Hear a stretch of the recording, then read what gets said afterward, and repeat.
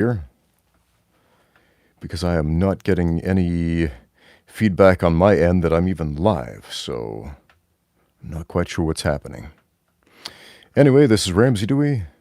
This is supposed to be a live Q&A. We currently have nobody in the chat, so I'm suspecting that I might not have properly exited the screen when I was supposed to push the button about going live and whether or not this was public. Let me refresh my screen a couple of times. There we go. It's on there. And I've got audio.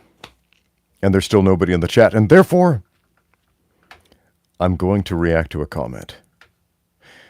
Every once in a while, I Google my own name just to see if anybody's saying anything about me. And they usually are. And I read this comment on a channel where they were discussing doing reactions to some of my videos. And this guy says, I used to watch Dewey. Just so you know, Dewey is not my name. Dewey is my surname. And I notice a lot of people do this. They will address people by their surname. In the English language, in the culture I grew up in, if you are going to address somebody by their surname, you must address them by their title. You can, for example, call me Coach Dewey, Mr. Dewey, etc. My name is Ramsey Dewey. But calling somebody just bluntly Dewey, that's kind of rude. So let's not be rude. I used to watch Dewey back when his channel first was starting. My dude really upped the bass in his audio because those older vids of his, they were decent quality. But his voice was not that deep in those days. Not a personal attack.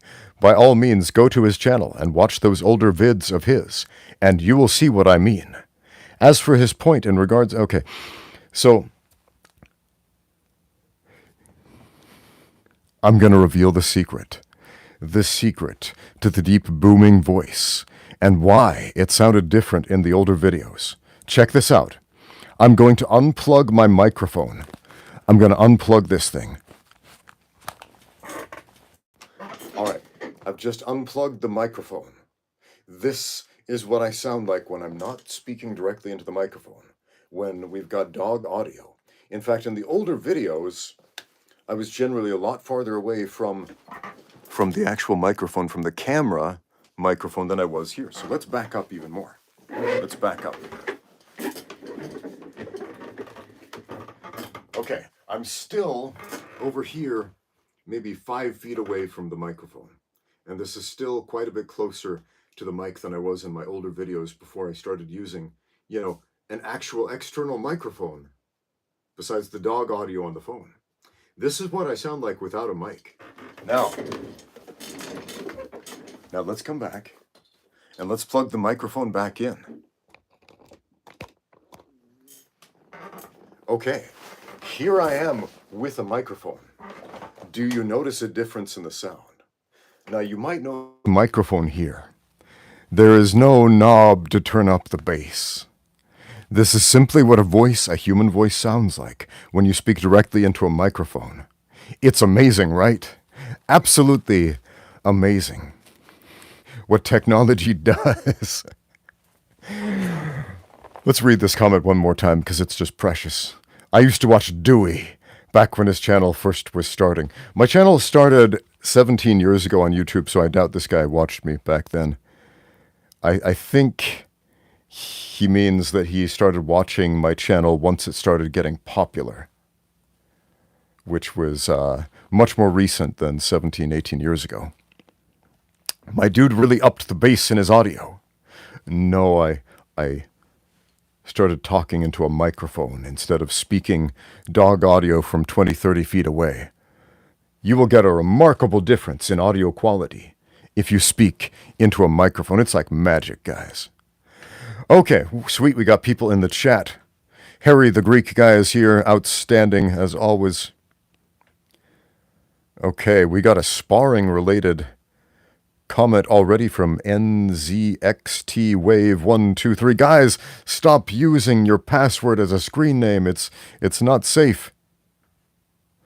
Anyway, question from our password named friend. I started sparring, but I only choose beginners / weak people / women / younger men because I saw that grown men really beat the brain off each other. Do you think that this is smart or dumb? So I'm not sure if this is a serious question or not, but is it smart or dumb to spar with basically people who aren't going to hurt you? People on whom you can impose your will, etc.? Look, we need to train with all kinds of people. We need to train with people who can beat the brakes off of us. We need to train with people at our level, and we need to train with people that we can squash if we choose to, but don't squish them too much. Don't injure your training partners. But we need to train with people that we are technically superior to. Okay? So all kinds of training partners are going to be very helpful to you for a lot of different reasons. Sonny Chung says, now I'm imagining a drill sergeant shouting, Dewey, drop and give me 10. Yeah, that's what it sounds like when people call you by your surname, Dewey, like they're a drill sergeant exerting authority over you in the army. Yeah. So welcome to the chat, guys. All 6 of you, 33 of you are watching. Sweet. Short question, says Cosmin Popa. I'm a judoka. Why do English-speaking people call us judo players? You know who else does? Chinese people sometimes say that. In China, it's very common to refer to combat sports as games and to say that you play them. Like in English, we say, we don't play boxing, it's a fight. In Chinese, though, they will say, play boxing, play the game. You have a fight, and people will say, oh, you've got a game. And you're like, no, it's not a game, it's a serious thing. But they'll refer to it as a game and playing, and you're a player. That's just how that particular language works. Why do people call judoka judo players sometimes? Well, maybe they don't know the word judoka. Why do they say sumo wrestler instead of sumotori? Because most English speakers don't speak Japanese. Pretty simple. It's something they've heard before. When people hear something enough, they're going to repeat it. But here's a better question. Why does it upset you to be called a judo player instead of a judoka? I don't think it should, but I do understand why it might, because you might associate things like play or games as denigrating on the thing you do, like saying it's less than. It's not. I mean, judo, it's a serious sport. You can get hurt, all these other things, but at the core of it, it's a game. And, you know, it's a different kind of game than chess or Street Fighter 2 or Pac-Man or Monopoly. But in a way, it's still a game, the same way boxing is a game, and it's not. The same way MMA is a game, and it's not. Sweet, we got a super chat from Sammy, who says, hey, Ramsey, I just had my first pro Muay Thai fight, and it was awesome. Cool. My left shin is killing me, though. Can you tell us about your first pro Muay Thai fight? Okay, man, I got knocked out in like a minute in my first pro Muay Thai fight. So I was so nervous about a different rule set because I had done about 5 or 6 kickboxing matches, American rules kickboxing, they were a few different rule sets, but it was all punching and kicking, no clinching, no elbows, no knees. And the first Muay Thai fight, I just remember being so weirded out by the idea, oh, you can clinch, the rules are different, it's similar, but it's not. There's sweeps, there's elbows, there's knees, there's all this stuff I'm not used to. Anytime you change even one little rule, it changes a lot. But when you change several rules or a bunch of them, man, the dynamic of the whole fight is different, man. And I remember I was just like so nervous, and it was like my 6th or 7th fight ever. And I was going up against a guy who had like 20 fights under his belt, all wins by knockout. Like this guy was a knockout artist, and he was bigger than me, and he had a reputation. And I went in there not super confident about my odds of winning, and I got knocked out in like half a minute. So it was an important experience, I would say. So I went in there outclassed, outgunned, outexperienced, and there were a lot of people in the community. There was a internet chat room when they still had those, discussing these fights that were going on, and a lot of people would they made predictions. Essentially, oh, Ramsey won't even show for this one, man. He doesn't have a chance. And yeah, the fight didn't go well, but man, I learned a lot of things. One, you're not made of glass. Two, there's always another fight. Three, you don't have to take every fight you're given. That's a lesson I wish I would have picked up on right there and then. Man, you should choose your fights more carefully and try to get an evenly matched opponent rather than somebody who's like, oh, I don't know, has a string of 20 knockouts when you're just barely getting started in the sport. But anything can happen, you know. Anything can happen. Your left shin is killing you. So, did your opponent check a bunch of kicks? This is what I want to know.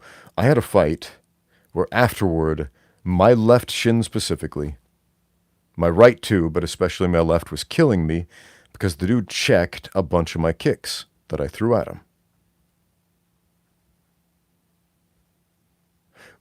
Marshall Geek sends in a super chat. Will you finish the E.T. Atari review? Emotional crying face with two people who gave it a thumbs up. Dude, let's finish it right now. If you haven't seen it, like 17, 18 years ago, I started a series called Why E.T. for the Atari 2600 was actually a great game. And it was supposed to be a 6-part series, and I only made 3 episodes. I scripted part 4. I started filming it. I got about halfway done, and then my life got really busy. I ended up moving, got a new job, all this other stuff, and I never ended up finishing it. The footage got corrupted, and I couldn't use it. And man, we were using like old DV tapes back then. And then I had to it was a whole process to convert those to digital. And man, YouTube sucked when it started, man. Making YouTube videos sucked back in the day. And then a lot of my early YouTube videos I made with an early photo camera that could take about 15 to 30 seconds of video. And so I would take like a 30 to 15 second clip and then upload that to my computer, which I think had enough hard drive space for like maybe 5 minutes total of that type of video, which I think was like, I don't know, what is it, 280 pixels, something like that. Far from high definition. And then YouTube condensed that even more back in the day. So like early YouTube videos, the video quality was just so bad. But it was tough making YouTube videos back then, especially if you were working with low budget equipment, man. Today, everybody's walking around with a smartphone, which is basically a major motion picture studio in your pocket with a high definition HDR multi-lens camera going on, man. And a lot of you are still asking, how do I get started with a YouTube channel? Take that thing out of your pocket, point, click, and record, man. But E.T. for the Atari 2600, back in the early days of YouTube, there were a ton of videos. Like one of the most popular things to talk about was the alleged video game crash in the early 80s that almost supposedly destroyed the video game industry. And there were a ton of videos, well, not a ton, but a few, that were getting a lot of views and generating some chatter about how E.T. was to blame because this game was so bad, it destroyed the industry. And I was like, no. And it was like me and this one other guy who loved the game, who grew up playing E.T. for the Atari 2600 and appreciated the technical prowess of this game. It was a rushed game. It's okay. E.T., this is a controversial statement, but it's true. E.T. for the Atari 2600 was the Fallout New Vegas of its generation. If you don't know the story behind Fallout New Vegas, it's one of the greatest video games of all time, of all platforms. And the developers had a very limited time, like just a few months. I don't know the exact range, like 6 months, something like that, to make the game. And yeah, they reused assets from Fallout 3. They had a bunch of stuff scripted from the Fallout Van Buren content from the original sequel for Fallout 2 that never got made. But they put that masterpiece together in like 6 months or less. It's just a crazy amount of time. Crazy small amount of time. E.T. was also a crunch project. Okay? So the guy who made E.T., what was his name? Man, it's been a while since I thought about him. Something with Howard in it. Let me think. Yeah, I'm Googling this right now because I want to get this guy's name right. Howard Scott Warshaw. Yes, Howard Scott Warshaw was a genius. Howard, if you're listening, Mr. Warshaw, I love your work. I'm a big fan. So Howard Scott Warshaw made this game in a matter of weeks. He had a deadline to do this, and he made one of... He broke barriers. Like, this was the first Atari game that had multicolor sprites, and one of the only Atari games to have multicolor sprites that had as many as 3 colors. If you look at previous games like, say, Adventure, which was an ambitious project, the player character was literally a square, a single color square, man. Oh, sweet, we got another super chat. We'll get back to the ET review because you deserve it, my friend. You've been asking about this for a while. But I'm going to answer super chats, and if no super chats come up, we're going back to the ET review. So Ixender says, I'm at work, so I can't stay, but I thought I'd say hi. Hi, how you doing, man? We got another super chat from Marshall Geeks. Just love making Ramsey Dewey do geeky rants. That's all. Sweet. Back to the geeky rant. Thanks for the super chat, Marshall Geeks.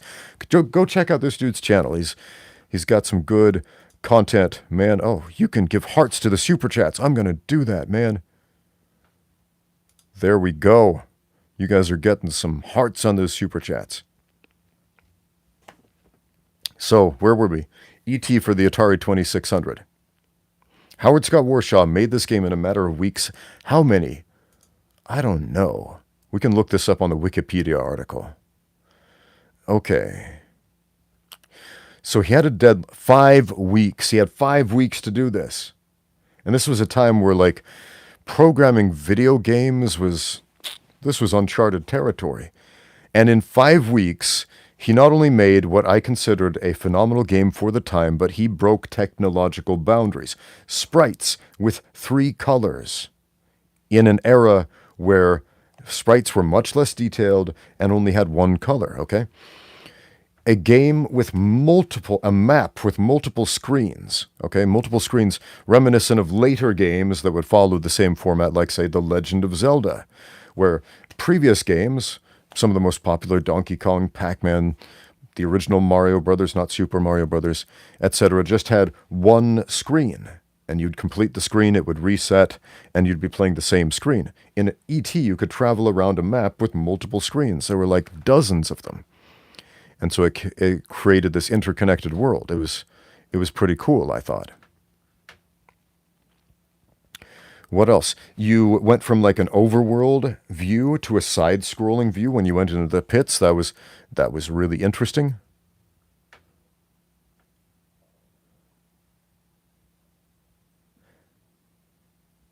Let's see. Randy Mann says, I hated that game. Randy, what's wrong with you, dude? That game was awesome. When were you born? Randy, tell me. How old are you? I need to know. Were you born in the 70s or early 80s? Because if you're, I don't know, if you're like one of those Gen Z kids who grew up playing Xbox and PlayStation, and you're like, anything sprite-based sucks, then I'm going to have a hard time taking that point seriously. Yeah, Pitfall had, as Pathfinder 76 pointed out, did Pitfall come out later than that? Because I remember Pitfall having all of that. Yeah, Pitfall had a lot of the same things that E.T. did. Let's see, E.T. came out in 1982 for the Atari 2600. Let's look up Pitfall. Now, Pitfall was originally an arcade game, I believe, that was later ported to the Atari 2600. Okay, it also came out in 1982. But which came out first? Oh boy. Let's look this up. 1982, but we don't have the month. Come on, internet. Give me the month. Anyway, they came out the same year. So, yeah, this is a great point you brought up. Pitfall and E.T. for the Atari 2600 used very similar technology, sprites. At least the main character sprite, Pitfall Harry, had 3 different colors. He had green, like dark green, or brown, and then like a flesh-colored face. But he was the only multicolor sprite in the game. But there were multiple screens, right? There was like the overworld, the underworld, etc. So yeah, Pitfall was an innovative game at the time.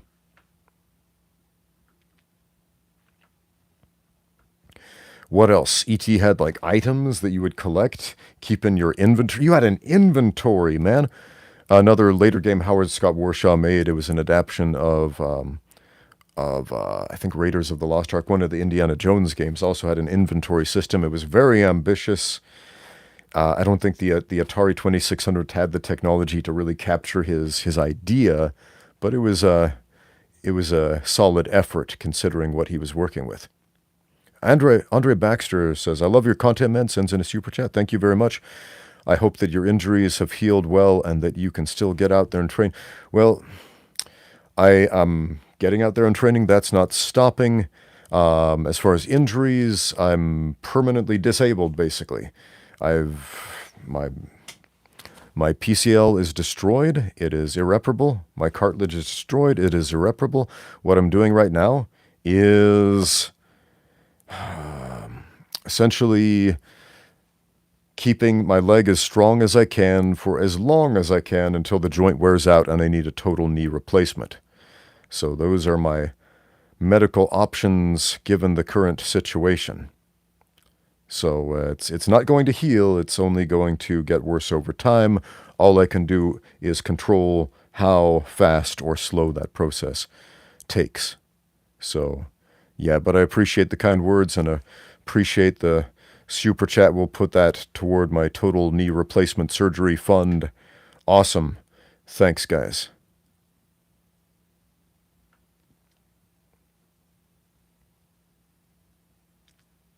Marshall Geek says, "I do no gi because I suck at grips." No, you don't suck at grips. You lack experience with grips. Grip fighting is like cheat codes when you understand it. So, I taught a gi class tonight, and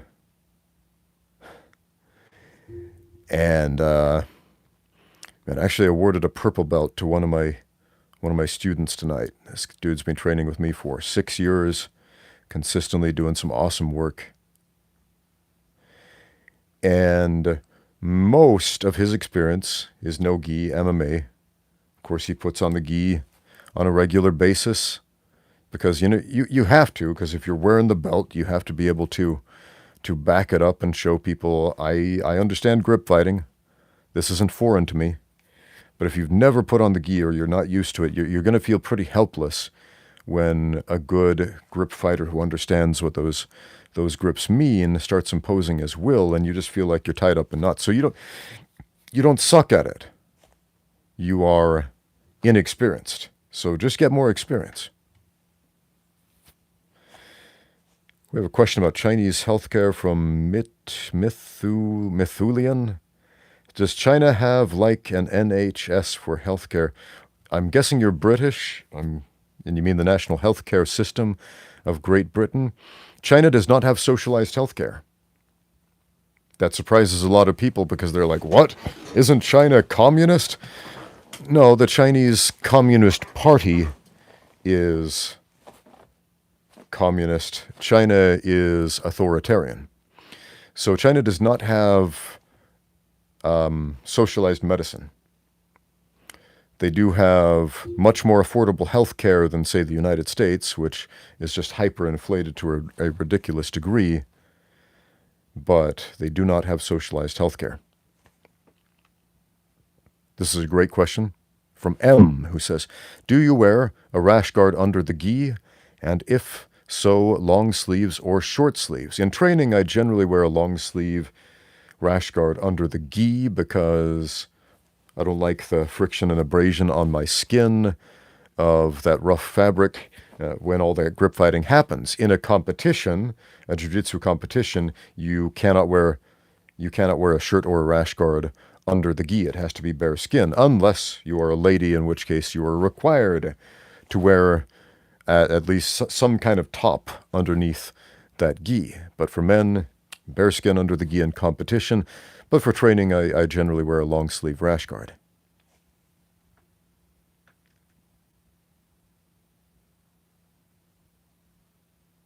Just in case, TTV says, Coach Ramsey, is the power of prayer more effective if more than one person prays, or is one prayer just as powerful? That's a very interesting question about prayer, and this is something I've wondered a lot, because throughout my life, I've prayed as an individual, prayed with my family, prayed with groups at church, etc., etc. And there's definitely this idea that if we pray in a group, it seems like it's more powerful. But look, what's the power of prayer? The power of prayer is God. And God has all power, right? So is prayer like, if we have enough faith or belief, then the heavens will open up to us? I'm going to tell you a story. I grew up in a place called New Plymouth, Idaho, in southwestern Idaho. And we went through a very long season of drought. It's a farming town. And farming towns tend to be a lot more religious than bustling metropolitan areas like the one I live in right now. Specifically, especially if there's a drought, because your livelihood depends upon what comes directly from the heavens, the rain. And if you don't have that, your crops don't grow. And then you die. And so people in my hometown would literally pray for rain. They were religious largely out of necessity. And that might sound odd to people who are agnostic or atheist or even skeptical of religion, but look, every week I remember going to church, and during the opening prayer at the church service, whoever was offering that prayer would always pray for rain, for the crops. Because again, we're going through a drought. It's a desert area. And if we don't get that rain, we suffer. And there's no food. And this is something I thought about a lot as a child, which is there some greater efficacy if the community as a whole exercises faith in this thing versus one person? Here is the real power in that idea. It's not power to change the will of God about whether or not he's going to send rain on you. It's power to change the will of the people. If you have one person who exercises faith, and that one person says, I'm going to turn to God, look to the heavens for unlimited power, if you will, that can be transformative for that one person. If you have an entire community that humbles themselves to the dust, to the point where they look to the heavens for life, we cannot live by ourselves in this desert. I am not enough. I need help. That's transformative for the community. We have a super chat from Global Product and Gaming who says, "Fight me. Are you afraid you are going to win?" What? What is happening here? Does Global Product and Gaming want to fight me? Fight me. Are you afraid you are going to win? This is a confusing question. It's a demand followed by a confusing question. Well, I don't know who you are. I don't know if this is a serious invitation to a fight.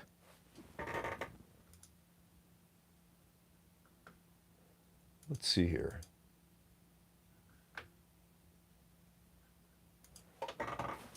I don't know how to check out this dude's channel or not, but anyway, I don't know what's happening here, but thank you for the super chat. If you want to do some sparring, hop on over here to Shanghai, China. We can meet up. We can do some sparring. That's lots of fun. Willie the Crow sends in a super chat, who says, "Hey Ramsey, I'm moving to Beijing soon for a semester abroad. Hoping I can make it down to train with you. Any MMA gyms you recommend in Beijing? And any tips to get prepared for life in China?" Okay, I'm not super familiar with the gyms in Beijing. I know there are a number of them. But, yeah, I'm not familiar enough with the MMA scene in Beijing to give you a recommendation there. However, here's something really cool. There is a high-speed train that goes directly from Beijing to Shanghai, from Shanghai to Beijing, and it makes that trip in like 2 hours. Yeah, it's amazing. The high-speed trains of China are awesome, and it stops at like Nanjing along the way. So, yeah, you can go from Beijing to Shanghai quickly, and it's pretty cheap. So, yeah, if you want to commute over here one day, or one weekend, whatever, let me know. Tips to getting prepared for life in China. Huh. Man, I don't know. I meet all kinds of people who move over here to China, and some of them instantly love everything about China, and some people instantly hate everything about China. And so I could give you all kinds of different tips, and they may or may not be applicable. My number one tip, learn how to use Taobao. Taobao is awesome. It is a website where you can buy anything that can be bought or sold in China, which is just about everything. So if you're worried about what to bring, what should I bring that you can't get here, you can get most things that are bought and sold everywhere in China because they manufacture most stuff in China. So Taobao, that's TAOBAO.com. Learn how to use that. Right? You can connect that to like an Alipay account or a credit card or whatever. And you can buy stuff super cheap, get it shipped to you super quickly from anywhere in the country. It's awesome. So Taobao will save you a lot of problems. What else? Last time I was in Beijing, it was hard to get around with taxis because the taxi service in Beijing was like way different than the taxi service in Shanghai. So I would recommend learn how to use the app Didi.shi. It's or DD for short. It's it's kind of like Uber, the Chinese version of that. Super fast, super cheap, super reliable. Very, very great service. So yeah, learn how to do that. Those two things, I wish I knew how to do those two things when I first got here to China. That would have solved a lot of problems as far as just getting around to very specific places. Because D-Day didn't exist when I first got here, but it's here now and it's great. Okay, people are talking about Andrew Tate in the comments. Again, why are we talking about Andrew Tate? What has Andrew Tate done this time? What has he done? Can you get Marmite on Taobao? I don't know. I've never looked for it. Hold on. Let me see if I can find Marmite. Now, if they sell the brand name, I can just look up Marmite in English. There might be a Chinese name for it.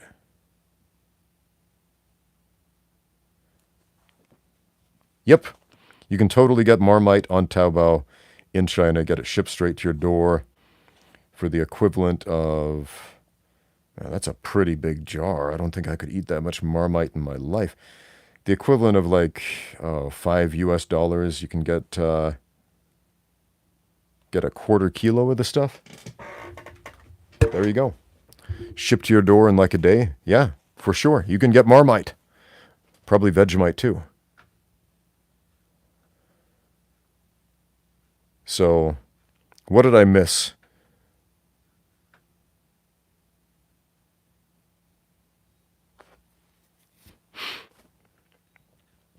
Okay, where were we? Ah, yes, back to the E.T.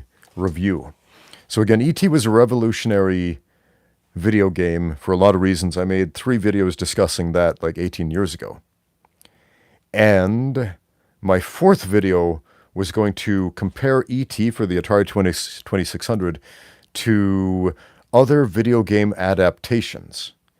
Now, video game adaptations of movies, of other movies. Video game adaptations of movies were historically awful, even when the technology got better. There were a few exceptions. For example, the arcade version of Terminator 2 was a great light gun shooting game. It was very popular, made a lot of money. A lot of people had fun with that, probably because it capitalized on the IP in a really unique and interesting way. It took the part of the movie that was really fun, the idea of shooting things, right? And amped that up to 11. So that was a successful game, but it had relatively little to do with the actual movie other than, you're shooting robots. Okay? Even though the events in the game didn't play out that way in the movie, but it was fun, right? A lot of people liked GoldenEye, even though that particular game had relatively little to do with the James Bond movies other than the characters and a few of the tropes here and there. Now, we're not talking about movies that were based on video games. We're talking about video games that were based on movies. So let's think of some of the early adaptations. One of the earliest was Lord of the Rings for the Atari 2600. And this was a very ambitious game. I don't know if you've ever played it. I have. And that game was weird and difficult to understand. You had to have the manual, and this is very important. If you didn't have the manual for any game with any level of complexity whatsoever for an Atari 2600, it would be incomprehensible. You wouldn't know what to do. You wouldn't know how to read the screen, basically. Like the Atari would tell you how to read and interpret the screen through the manual. In modern games, you've got on-screen tutorials teaching you everything you need to know, to the point where they can be seamlessly integrated into the story. But back then you had to read the booklet that came with it, where it would make no sense. Lord of the Rings was one of those games. It made no sense without the manual. It was unplayable without the manual.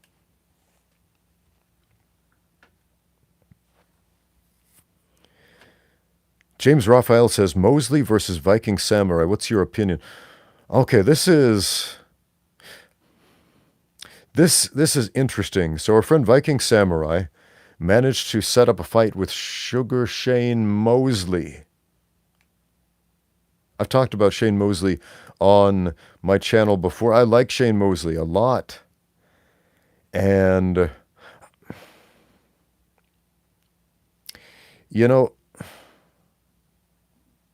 I got some mixed feelings about this, man, because it's like, I want to see Viking Samurai, how can I put this? I want to see everybody, work their way up, but at the same time, he's not a spring chicken. He's not a young man. I think he's close to my age. He's in his mid-40s, and Shane Mosley, he's older. I'm not sure. How old is Shane Mosley right now? Let me look this up.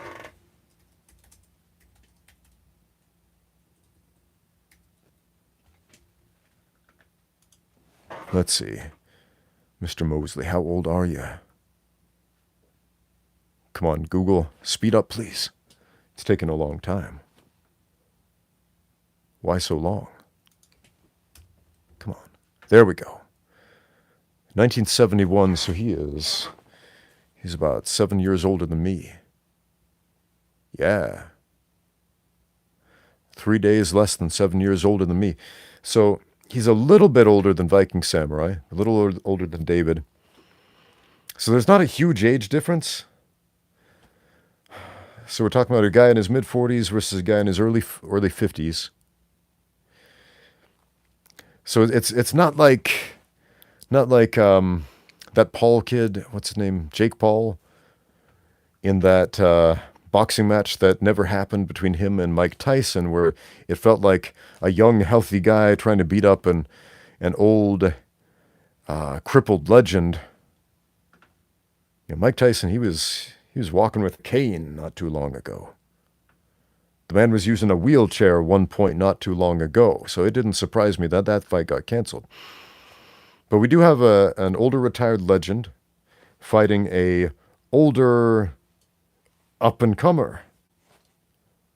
So it's kind of weird. I don't know how I feel about it, because again, Viking Samurai, consider the guy a friend. He's a good dude.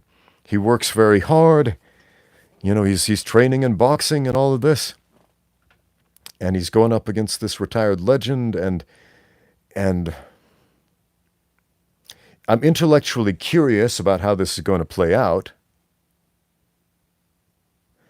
And at the same time, I wish we lived in a world where retired fighters could stay retired. But unfortunately, fighting does not offer a pension or a retirement fund or plan of any kind. We have a super chat from Global Product and Gaming once again, who says, wait, I think he sent in a couple. Let's back up. We got sidetracked by ET. Ah, yes, he says, I was joking. I just wanted to see your reaction. Oh, okay. Well, there you go. Thanks for the dollars. Appreciate it. But seriously, if you want to spar, come over here to Shanghai. We can get on the mat and go at it. But then an actual question from Global Product and Gaming, who says, what can be learned from martial arts movies? Okay. Ooh.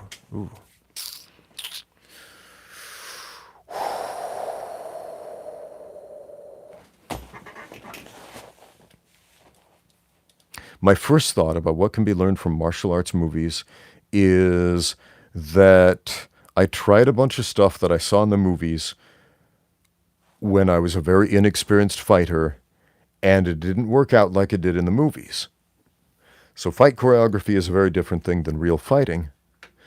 Trying something you've never tested before for the first time in a fight, not the best idea. Can we learn some positive lessons directly from martial arts movies? Probably.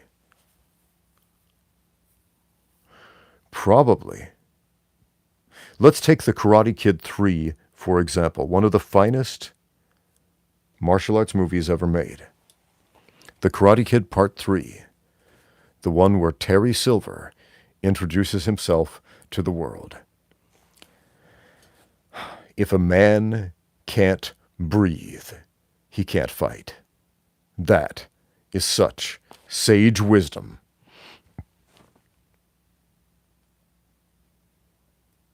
So yes, you can absolutely learn things from fighting movies.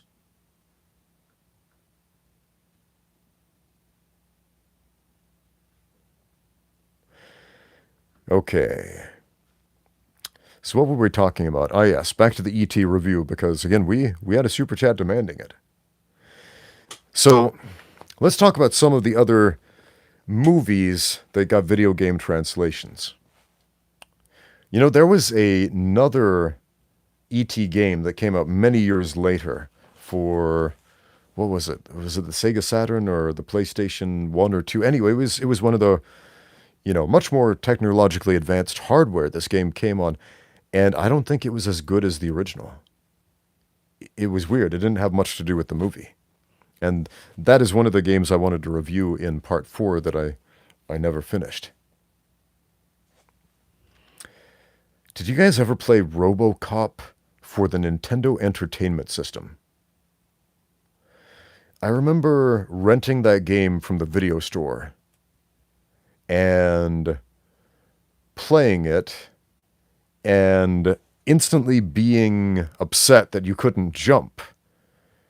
Now, RoboCop, as far as I'm aware, never jumps in any of the movies, but I was upset he couldn't jump in the game. I was like, what kind of game doesn't have a jump button? Man, this is annoying. And I don't think he could duck either. Yeah, it's a side-scrolling shooter, and I remember RoboCop was really slow, and he had this energy meter that would very quickly deplete. And so you had to finish the secret was you just had to scroll through and ignore all the enemies and finish the game as quickly as possible. And if you did that, it was actually pretty easy. If you tried to be all strategic and plotted along and fought the enemies and took your time, tried to get all the items, you were toast. But that was a weird game. And I remember being a little disappointed with that. Luis Angel sends in a super chat and says, have you gotten students trying to copy Khabib's grappling in class? Yeah. Oh, sure. Yeah. So some of my students are big fans of Khabib, and that makes sense because like a lot of my students are from Xinjiang. They're Uyghur Muslim guys, and so man, when other Muslim fighters started having a lot of success in the UFC, these dudes got super excited, like, oh man, our brothers are having success in fighting. We want to be like them. We want to do what they do. And so, yeah, they absolutely try to emulate these guys. And some of them are pretty good at it, to be honest.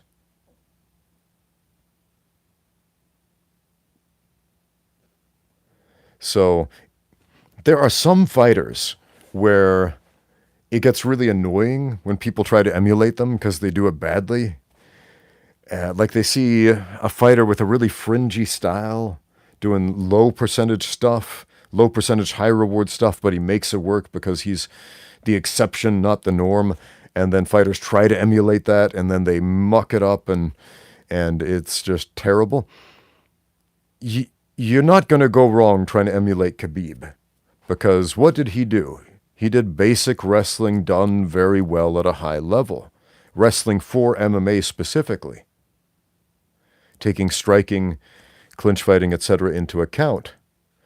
So I don't mind my students trying to wrestle like Khabib. That's actually a good thing because that's learnable stuff. You can learn what he did.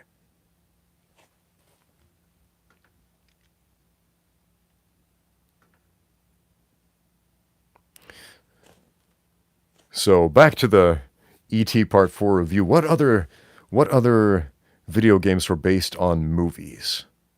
Let me think. There were some terrible, terrible ones. Most of them I didn't play. Like after renting RoboCop, and you know, it's not that it was a terrible game. It was just a disappointing game to me. And after I played that, though, after I rented it, I paid like $3 to rent that game. And being so disappointed, I was like, I want my $3 back after that experience. I was so reluctant to ever even try another video game based on a movie after that. I was just like, man, they're all garbage. Oh, sweet. We got a super chat from SLB Video Archive who says, as a fan of fighting games, do you think that there is an overlap between competitive fighting games like Street Fighter and things you learn in martial arts? Mental, conditioning, training, etc. Okay. You can find parallels. You can definitely find parallels. Now, to capitalize on those parallels, you would have to be good at both. You would have to be skilled as a fighter and skilled as a competitive gamer. So I was a massive Street Fighter 2 fan, and I played that game so much I could beat anybody at the arcade or on the Super Nintendo version also. I could play through, on the highest difficulty level with every character without taking any damage, all this stuff. And then years later, when Xbox Live online gaming first became a thing, I tried Street Fighter 2 on Xbox Live, and I'm chatting with this kid on a headset. He sounds like he's like 10, 11 maybe, just a kid. And I'm thinking I'm indestructible in Street Fighter, and this guy's at a different level. This kid, this child is at a different level and just embarrasses me. And I'm like, but how? But how? And it's because he understood the metric at a level that I didn't. And this is a lesson that we can, essentially gaming the system is a lesson we can take from competitive games and look at competitive fighting through that lens. How so? Right? In competitive fighting, martial artists are very dogmatic. And we like to think this is the way it is and that cannot change. Okay? Take, for example, for a very long time, everybody said, high kicks will never work in MMA. That's too dangerous. Don't do it. That was the common dogma. And then along came some fighters who started knocking people out with head kicks and spinning stuff and all kinds of other things. And suddenly that wasn't true anymore, right? How did they do it? Well, they understood something about the metrics of fighting that other people didn't. They looked at it differently. If your feet are here instead of there, which is similar to looking at, say, the hitboxes of the sprites in Street Fighter, as opposed to looking at the actual sprite itself, then you know exactly how far away you need to be from the character to hit them at any given time. And again, it's not just about looking at the sprite, not looking at the image on the screen, but understanding the hitboxes around those, right? As far as competitive gaming goes. And if you do that, you can start gaming the system in some really goofy ways that don't even seem like you're playing the game right. And similarly, when you analyze fighting analytically, outside of traditional dogma, instead of looking at what's dogmatic, look at what's possible. Yeah, it opens up a lot of pathways. Now, I'm not saying you're going to see radically different techniques in the sport of MMA, but you're going to see radically different strategies. So one of my students last night showed me a video of a boxer, a Russian boxer. I'm blanking on his name. It sounds kind of like Butterbean, but like Butabiev, I think. Anyway, I hadn't watched this boxer before, but he's very good, and he's gonna have a fight with another boxer I haven't followed the career of. But we just took like 15 minutes and we're doing a film study on these guys. Yeah, you know the boxer I'm talking about. And they had radically different styles. Now, if you don't know how to box and you haven't spent a lot of time doing it, you probably think they're just punching each other. What's the big deal? If you've spent a lot of time in pugilistic endeavors, you can see right away this guy's doing very, very different things than the other guy.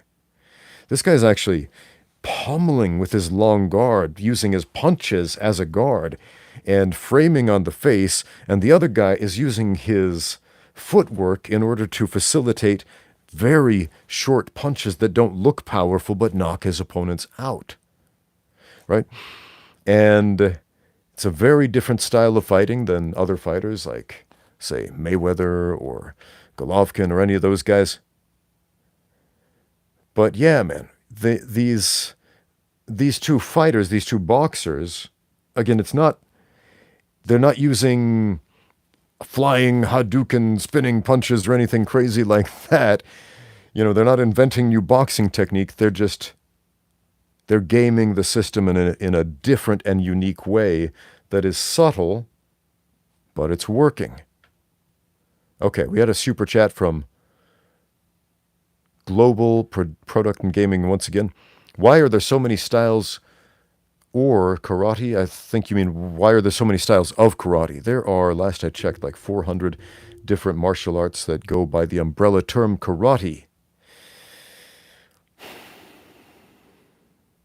That's a great question. Why are there so many styles of karate? I think it's because the term karate became very popular over time. Now, I had a discussion with a Japanese friend of mine, with Linji. You can watch this on my channel, where we discuss the political motivations behind changing terms like to te do into karate do and jiu-jitsu into judo, right? And so there were political reasons for those name changes in Japan, and those political motivations largely popularized these martial arts. Judo, karate became synonymous with Japanese martial arts. And so I think in Japan initially, everybody who's practicing martial arts wants to get in on that. They want, if their business, their livelihood is teaching, for example, and you're teaching, I don't know, some style that is not called karate, but it's just as good as karate, and the karate school over the road is getting more business than you, why wouldn't you just put karate on the sign when people stop by your gym, your, I don't know what you would call it, Master Todd's Authentic Japanese Martial Arts School, and they say, hey, I want to take karate. My Master Todd's Authentic Japanese Martial Arts is just as good as karate. Nah, I really want to learn karate. And so what does Master Todd do? He changes the sign to karate. So we have another style of karate. How many styles of karate can you name just off the top of your head? Let me see.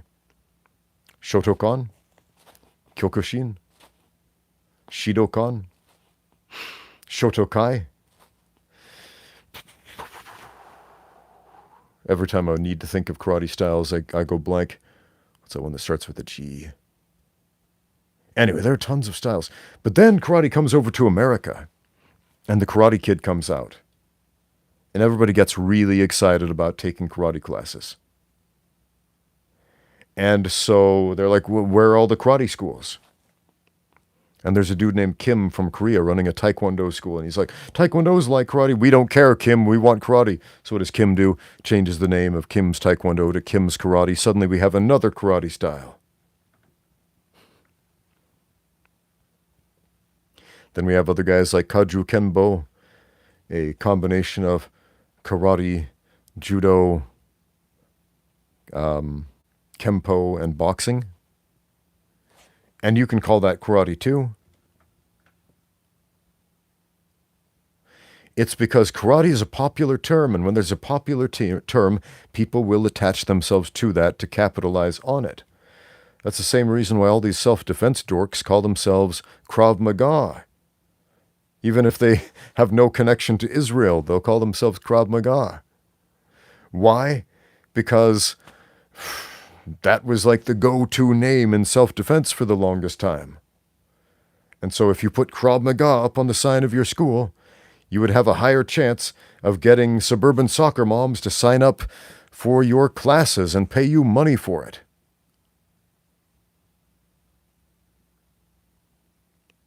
Why else? Why else do we have one martial art diverge into a whole bunch of them?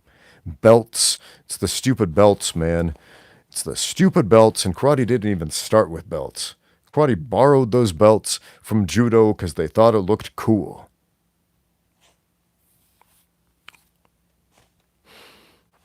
Well, it's not cool. Creating this artificial hierarchy, this fake fealty system with belts is dumb, man. And I gave out a purple belt today. I'm saying this when I gave out a purple belt today. What does that purple belt mean? It means that I trust my student with my technique. It means he has done the work. He's fought the fights. He's put in the mat time. He knows the technique. He earned it. He deserved it. He's got my stamp of approval. That's what it means. Doesn't mean he's better than you or anything like that. That's what it means.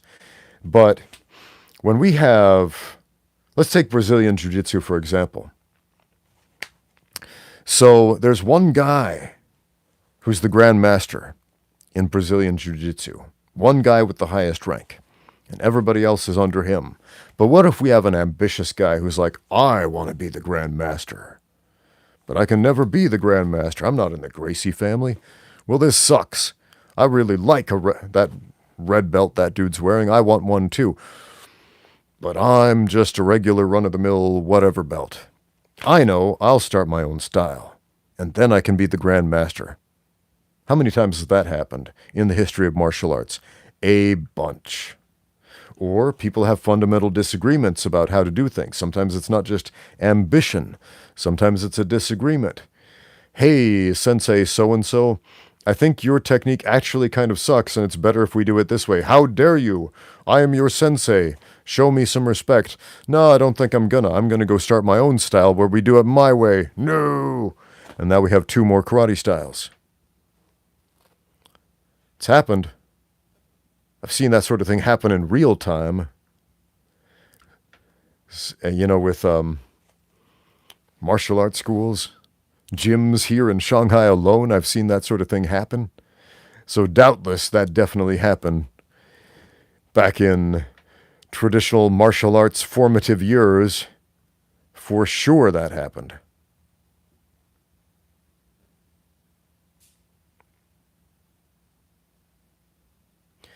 Why else did it happen? Because Japan has a lot of people. China has a lot of people. America has a lot of people. This planet has a lot of people. And when you have a lot of people learning martial arts, you're going to get a lot of variety in those martial arts, even if they all go by the same name. And then eventually people are going to start asking, well, hey man, your karate is way different than my karate. What's your style? Oh, well, I learned from Sensei Greg. Well, I learned from Sensei Gary. Well, Sensei Greg's karate is weird. Greg Kwando is not weird. Anyway, why did judo start the belt system? That's a great question, Taylor. Judo started the belt system initially to distinguish between teachers and students.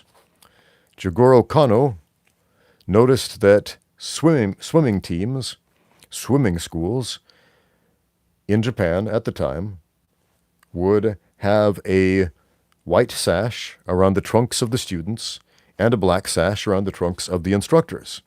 And he thought, hey, that seems kind of cool. I'm going to do that with judo. Black belts for the instructors, white belts for the students. And that's how it was for the longest time until many years later where colored belts were introduced. Because I guess people wanted to know where they stood on the pecking order. People like getting some sort of acknowledgement. When I started training in Shotokan karate, this was my second martial art after Taekwondo, I trained with a guy who had a 2-belt system. Black belt for instructor, white belt for students. I asked him, why? Why don't you give out, like, belt ranks and stripes and colors? He said, I didn't grow up with that. That's a new thing, man. That's not ancient. That's not ancient. I'm teaching you the karate that was taught to me. The black belt means you're the instructor. White belt means you're the student. Doesn't mean you're less than. Doesn't mean you're not a quality human being. It means you're here to learn. That's it. And I thought, you know what? I like that. But then, of course, people are like, what belt are you in karate? Well, I'm a white belt. Oh, you suck, but I've been training for 6 years. Well, you must really suck to be training for 6 years and only be a white belt. No. And then you try to explain what your teacher said to you that sounded super meaningful and deep at the time, and they just laugh at you. White belt, you're a white... Anyway.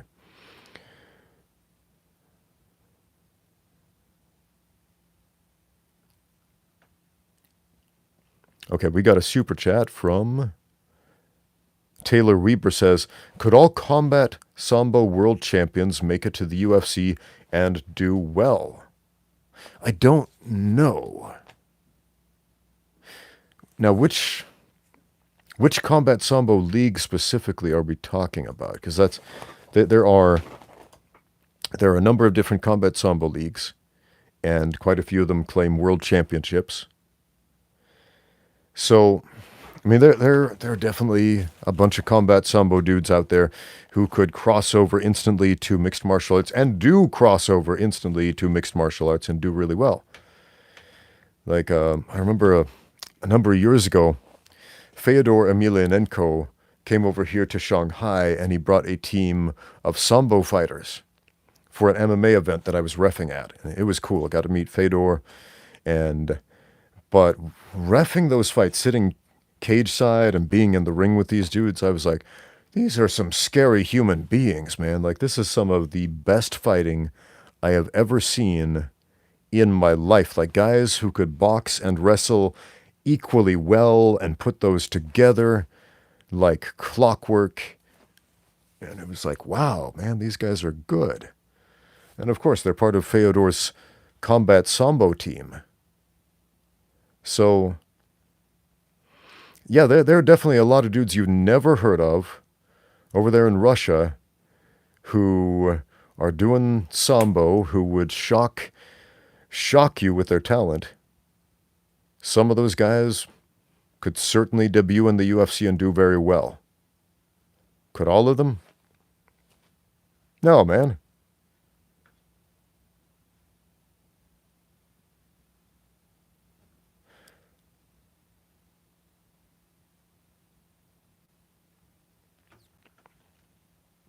Sam Nagavi says, Ramsey, I'm starting a freestyle wrestling, but I plan to transition to MMA in a few years. Should I train in wrestling using my non-dominant foot forward to match my future MMA stance?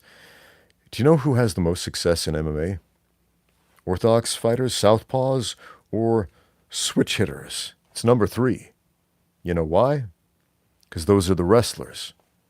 The wrestlers who train their wrestling with their dominant leg forward, and then learn their striking with their dominant foot in the back, and then they move and they switch as they do it.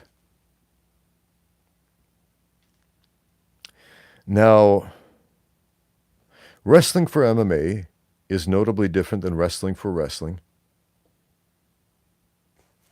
And of course, it has everything to do with the striking, and the range, and the setup. So essentially, what we get rid of is the hand fighting. In freestyle wrestling, we engage in a lot of hand fighting. We level change. We get very low. To the uninitiated, it looks like hunching over, but you get very low. Try to get your head lower than the other guy. You hand fight until you can set up a shot with your hand fighting. That's not going to happen in MMA. Not that way. You're going to be much higher. Okay. And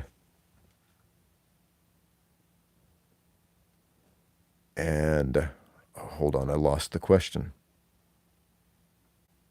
See, the screen auto scrolls here, and I'm forgetting half of the question as I'm reading through it. Well, that's annoying. If I could read that question, I could get my train of thought back here. Here we go. Yes. And so in MMA, we're going to set up wrestling shots from essentially 2 distances. Clinching, and when you're clinching, you don't have a dominant foot forward.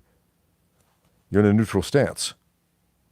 So that would be the number 1 thing. You don't need to switch into an opposite stance in order to clinch fight. Okay?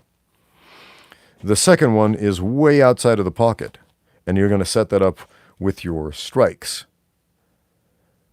Now, does that mean you have to change 100% of your footwork for that one moment where you throw the overhand right and then step into it? No. No, man. You don't need to retool and rethink your entire wrestling game. Just modify your entries for setting up a takedown from outside the pocket and setting up the takedown from inside the clinch. We have a super chat from Global Product and Gaming.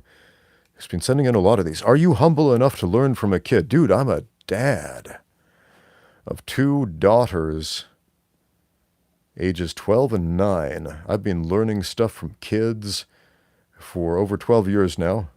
From my own kids, not to mention from other people's kids, man. Kids have a lot to teach you. And we have a lot to teach them. It's a kind of a symbiotic relationship. Do I watch MMA? I love that question. Do I watch MMA? Yes. Sometimes I watch MMA. Sometimes I am visually, auditorily involved in this sport, which is basically my life.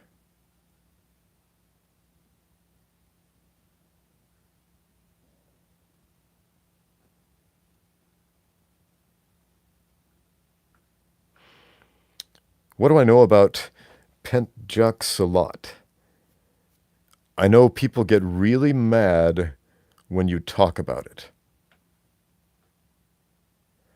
Oh, Kodak. Kodak says, Ramsey, I won't rest until you read this. Car Jitsu. I would love to see a reaction video from you. Car Jitsu. So I was scrolling through Instagram yesterday, and the guys who do Car Jitsu, so I stumbled upon their page, except it wasn't Car Jitsu. It was a crazy wrestling sport. They've invented a bunch of crazy combat sports. And there was a big stack of really big tires, like tractor tires. And these 2 wrestlers, and their goal is not to pin the other guy, but to stick him inside of the pile of tires. You know, like kind of like sticking somebody in a little kid in a trash can, but putting a full-grown man in a stack of tractor tires. That was the goal. And so I'm watching this wrestling match, and these grown men are trying to stuff each other inside this pile of tires.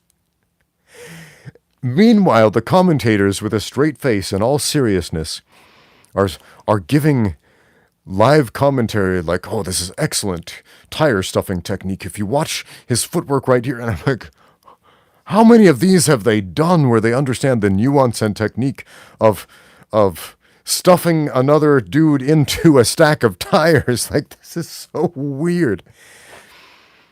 That's even weirder to me than Car Jitsu. Like, Car Jitsu is weird enough. It is weird enough. You're in this cramped, tight space, and they're like trying to strangle each other with the seatbelts and stuff, and there's not really any room to do much, especially if you're larger than a small woman. And I noticed a lot of small women were competing in Car Jitsu. We might do a dedicated review video of Car Jitsu. But man, fighting in cramped spaces, it's just dumb, and it's not fun. It's not fun to do. I mean, maybe it can be fun to watch, but it's not fun. It's just like, you're cramped, you can't move, you can't do anything cool. The idea is kind of novel. Think back to the early UFCs, like around UFC 4 and 5, where the idea kind of wore off of we're having sumos versus karate guys, and then the reality sunk in of these guys don't even know what sport they're competing in yet, and they're getting tired and hugging each other and stalling on the ground for 30 minutes. And UFC was like that for a while with a lot of the fights. Like, a lot of those early fights were boring as heck, because we had dudes who, once again, didn't understand the metrics of the game, didn't know how to game the system, didn't know how to train for the sport they were competing in, didn't know what the sport was supposed to be, and ended up in the guard, holding each other, stalling, hoping against hope that it would work out in their favor. That happened a lot. And But there was that idea, maybe something cool will happen, right? And guys like me exercised faith, maybe something cool will happen. And I remember watching dozens of hours of those early UFC fights, and once in a while I would see something cool that happened. But most of the time it was hug and hold and lay and pray. And Jiu-Jitsu, like the spectacle, the idea, like, oh, this is so crazy, it's so wild. You actually watch it.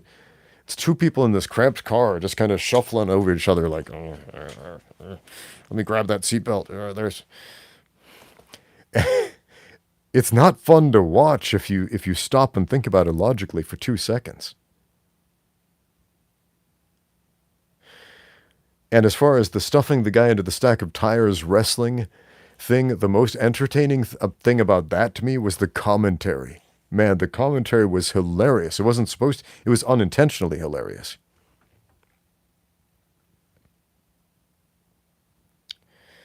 Neil McCarthy says, Ramsey, what do you think of Lethway for self-defense and as a sport? Self-defense is a myth, largely. I've talked a lot about how it's a legal term on this channel, and it is. Self-defense is go get yourself a lawyer.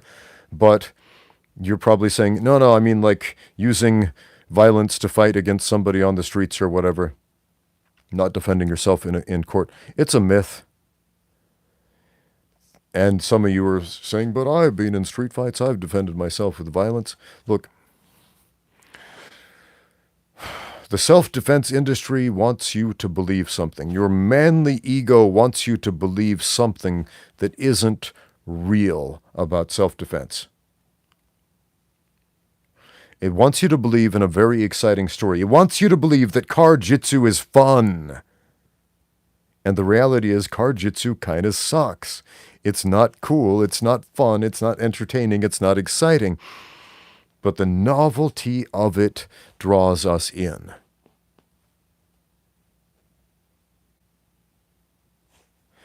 Can a good Lethway fighter beat some crappy street fighter in a fight on the streets? Sure.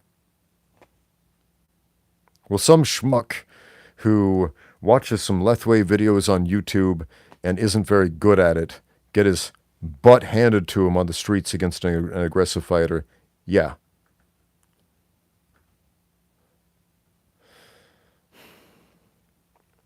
The label of your martial art doesn't matter. The name on the sign of Todd's Authentic Japanese Martial Arts School doesn't matter.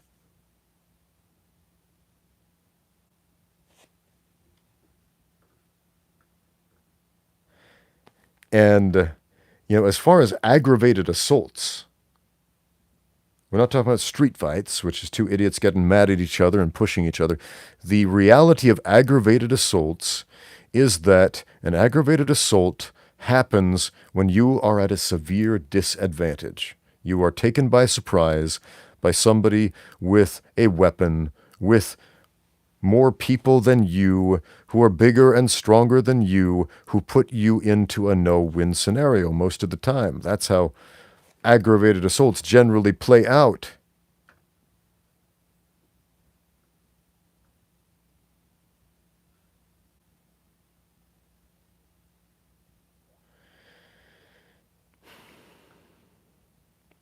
So this idea of, like, what martial arts are best for the streets or for self-defense. I was looking through YouTube recommendations, like, the other day, and a video from our friend Rokus at the Martial Arts Journey channel came up, and it was a short, edited out of clips he did on these tier list videos, where he ranked martial arts for self-defense, where he interviewed different martial artists, including myself.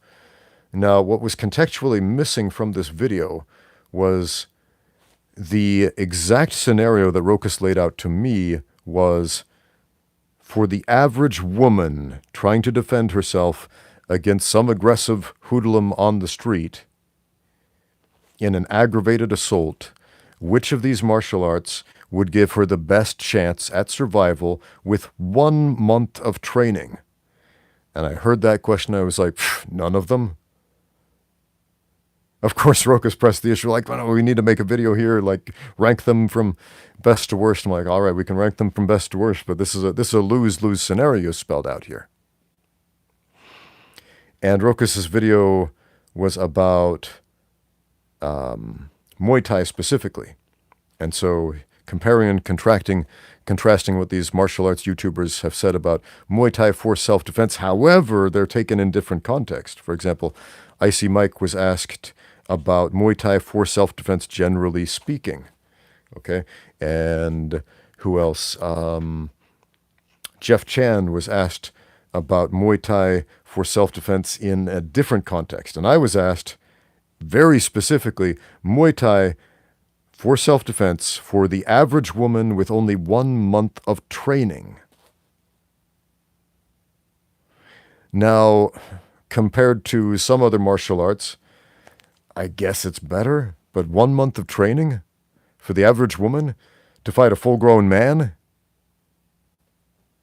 Good luck and good night, because, dude, that's a lose-lose scenario. So I ranked Muay Thai B- on this list. Most of the other guys gave it a B. And I'm reading through the comments, and this guy said, only Ramsey Dewey would be dumb enough to give it a B-. What a dork, what a this, what a... And a bunch of pejorative words.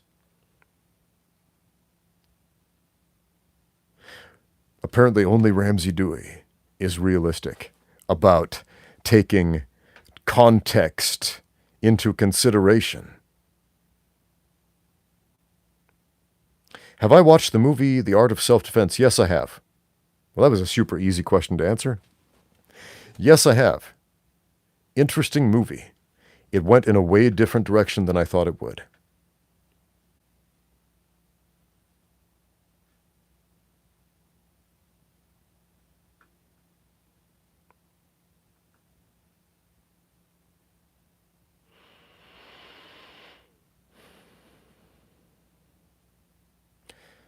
So I was about to say something about self-defense here. Yeah, man, think about this. So you train in Muay Thai for however many months or years you do it. You're minding your own business on the street, and then some dude sidelines you and sucker punches you right in the jaw.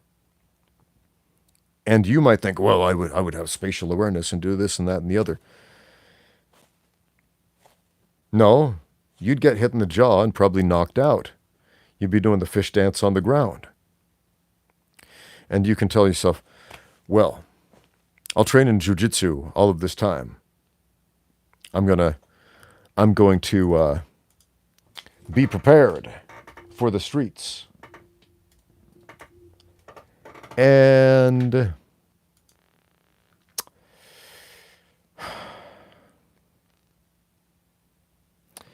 then some dude sneaks up behind you with a garrote, a cord, throws it around your neck, and starts tightening that up.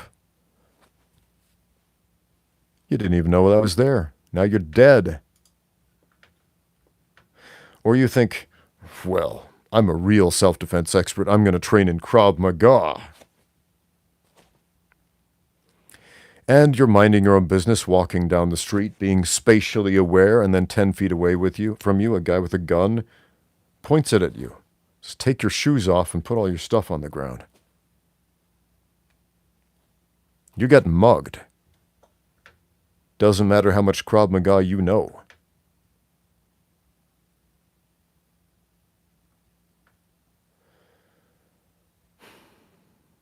So much of the self-defense experience that has been peddled to you is a myth. And it does more harm than good.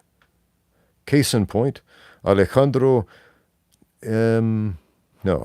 is asking a different question. Hold on. Mr. Unknown apparently came in a little later in the chat, asks how's my knee injury, so we talked about that a little before. It's bad. It's really bad. It's irreparable. It's crippled. I'm going to need a total knee replacement some years down the line. So it's bad. But case in point about bad self-defense and how it does more harm than good. Look, you train with self-defense dorks, you're going to get hurt. You're going to experience more injuries, more loss, And they're going to rob more money from you than muggers ever will. Either directly from their gym fees or indirectly through the medical expenses because of the stupidity they inflict on you. Self-defense guys are idiots. Idiots. I'm just going to put that out there. I put zero faith in the self-defense industry. I've said this many times over the years. They are idiots. They are power, fantasy, believing, self-important idiots. I've got zero respect for the self-defense industry. It is nonsense. Someone called me Kojak. Kojak was cool, man. Man, I remember back in the 80s, that dude was awesome. Handsome devil, if I do say so myself. Thank you for that compliment. Angelo says, video idea, self-defense against the foot fetish people. Angelo, are you having a problem with foot fetish people attacking you? Are they walking up and copping a feel of your feet without your express consent? What is happening here? I need some context, man. Tell me your story. What is going on with you?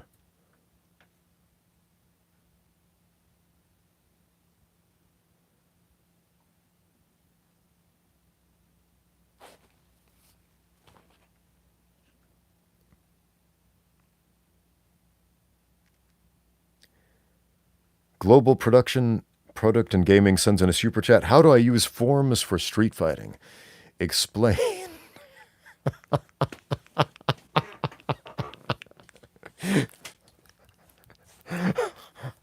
How do I use forms for street fighting? Oh boy, wow.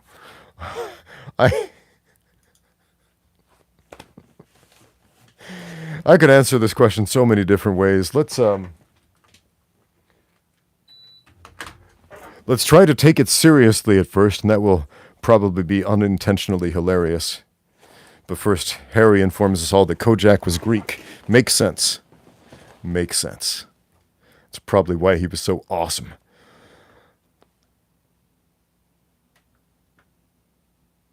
So, how do we use forms for the streets? First, we must learn a form.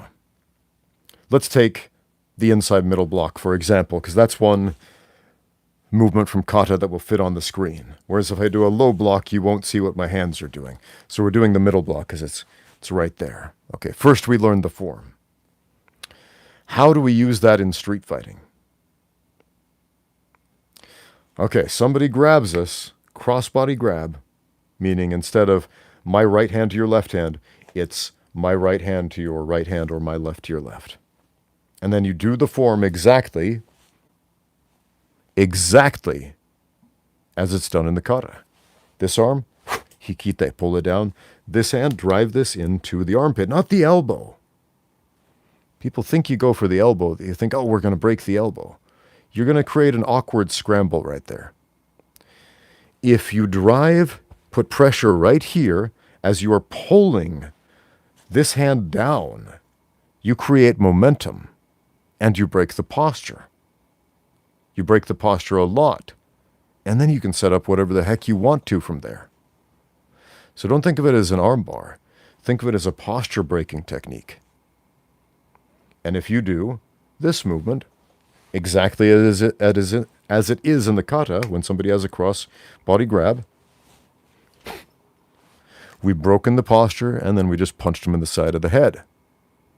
That could end a fight if you do it right. Okay, so there's a serious answer to your question. Now, let's take a different way to interpret this question. How do we use forms for street fighting? Explain.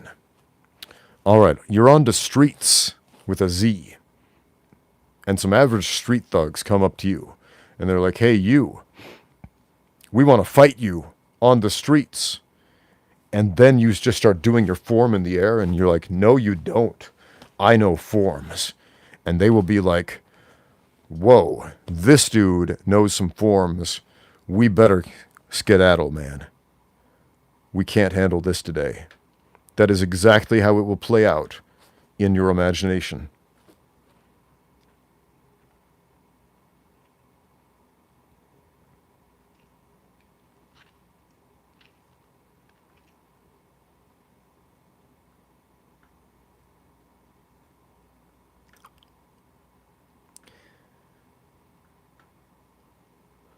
What cross-training do I recommend that complements each other? I currently practice judo and aikido, God bless. Not sure what this name is. And yeah, you know, Sensei Seth and I did a video collab on that exact topic.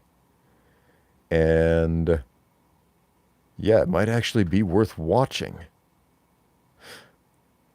One thing we discussed quite a bit was capoeira. Capoeira and wrestling, freestyle wrestling, complement each other really, really well. Because capoeira is kicking with level changes and going through the three basic wrestling stances. The ginga, the basic capoeira movement, is the three basic wrestling stances strung together. And all of the kicks have a level change. High kick, low level change, set up the takedown.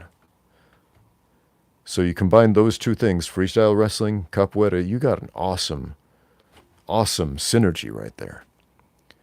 So yeah, go check out that video, me and Sensei Seth on combining different martial arts to get the most bang for your buck. It's a decent video, if I do say so myself. Google Bars wants to know why I live in China and not Taiwan, because China and Taiwan are different geopolitical entities, and I live in China and not Taiwan. I've never been to Taiwan before. So I don't have employment in Taiwan. I don't have family or friends in Taiwan. There's nothing in Taiwan going on for me in my life right now. But all of those things are going on for me here in China, so that's why I live in China.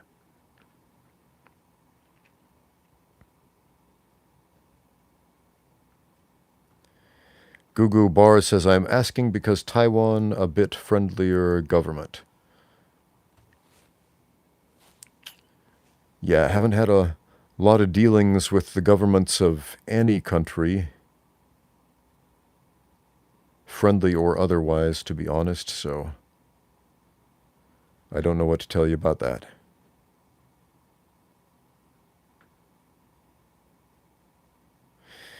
Alexander Lako wants to know my thoughts on people pepper spraying themselves as part of boot camp toughness training. You know, when I was a university student at Brigham Young University, the people who ran the front desk at the library had to get pepper sprayed as part of the employment process. And library front desk people, you never think of these as being like tough, badass guys like soldiers in the army or police or whatever. But these guys had to get legitimately pepper sprayed in the eyes so that they knew what it was like, so they could handle this situation in case somebody came in and pepper sprayed them like, we're going to steal some books, haha. Sounded a little extreme, but I guess if you've... I've never been pepper sprayed before. I've seen some people do it, and it doesn't look nice, man. I mean, it's if you watch Icy Mike's channel, for example, he's taken pepper spray and similar noxious substances to his eyes and mucous membranes on a few occasions. There was one where his wife got pepper sprayed, I believed, and yeah, she wasn't a big fan of that. And you can see right away this has an immediate effect on somebody, even like Mike, who's experienced this on multiple occasions. Like it can be just, it can completely, what's the word I'm looking for? Debilitate you. Now, if you've never experienced this before, I imagine it's probably like any type of shock to the body we've never experienced before is more shocking than something we've experienced. right? If you have never been punched in the face before, it's going to be a really big deal the first time you get punched in the face, even if it's a wimpy punch. It's going to incite all kinds of crazy emotions in you. You're going to be like, oh, I don't know how to handle this. This is crazy. If you spar on a regular basis and you've been punched a bunch of times, you fought a number of times, and you know what a punch is like. It's not the end of the world. You realize I'm not made out of glass. It's not nice, but okay. And then somebody punches you. Okay, it's still not nice. It's still going to hurt. It's still going to damage you. It might injure you. It might knock you out. But it's not going to do additional psychological damage to you, if that makes sense. So if you do have a job where pepper spray might be part of the process, then it might make sense to experience it first.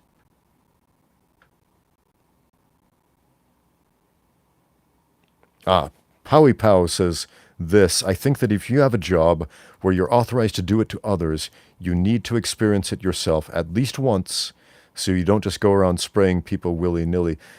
Yeah, that's a good point.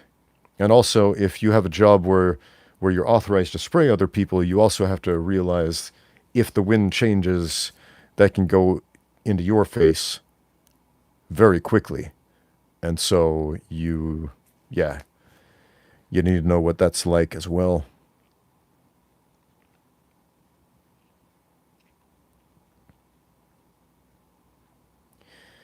Community Channel says, is sword fighting a martial art? Yes, sword fighting is the original martial art. Do you know the word martial art exists in the English language because of sword fighting? Yeah, it's true. So when the human nerds say, well, it's historical European martial arts, almost apologetically, look, the Asian nerds co-opted, they stole the term martial arts from the European sword fighters. The term martial arts was specifically invented by people who wrote instruction manuals about fighting with the English longsword. That's how the word came to the English language. That's how that phrase exists. It originally, in the 1600s, referred specifically and only to sword fighting.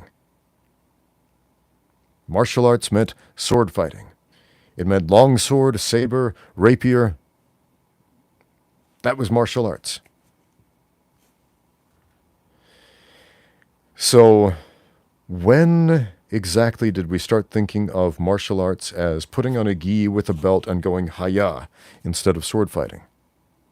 That's a fairly recent invention.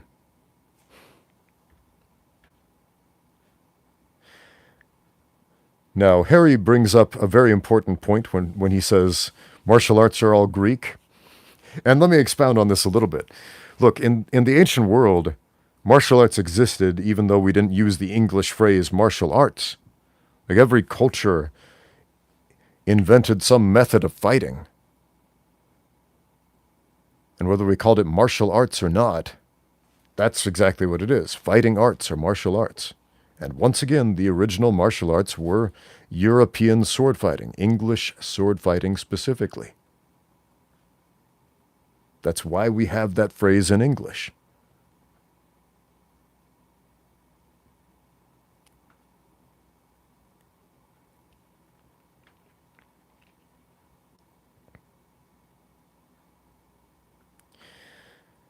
Poliag says, do you think striking or grappling is more important for weapons retention?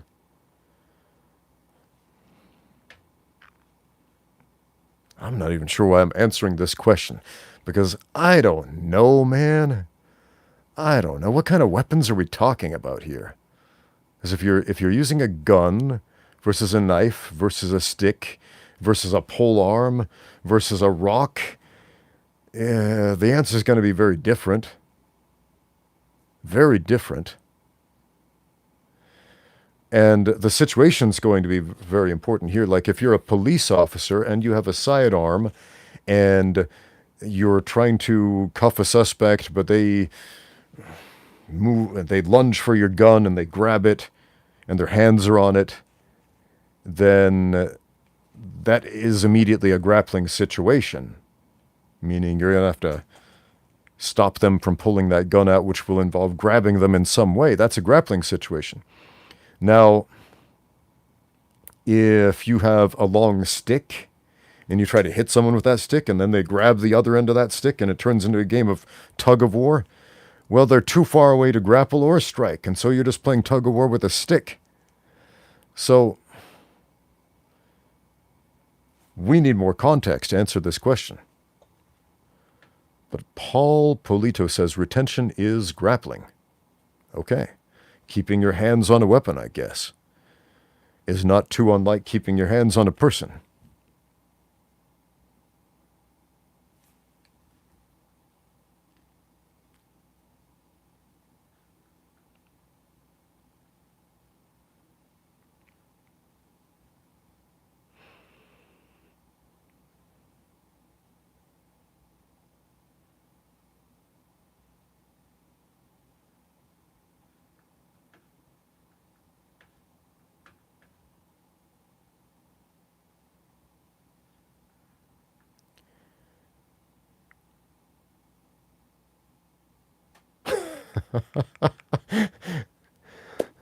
Why does this question exist? Do I think a fat person or a skinny person learns faster at any martial art?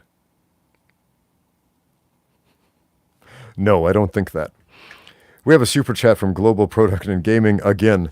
What martial art should I learn first? Explain. What martial art do you want to learn first? I could tell you, you should learn wrestling first. You should learn boxing first. You should learn jiu-jitsu first because I think it's awesome. And then you go to the boxing, wrestling, jiu-jitsu class because I think it's awesome, and you're not having any fun there, and so you quit. Did I give you the right answer? What if Master Todd's authentic Japanese martial arts school down the road has a really fun class? And if you go to that class, you're going to have a great time, and you're going to meet some great friends there, and you are going to have some transformative, life-changing experiences in a very positive way, and you're going to want to keep going back and getting out there and training. Then Master Todd's authentic Japanese martial arts school is the martial art you should learn first. See where I'm going with this? If you're not into it, it doesn't matter.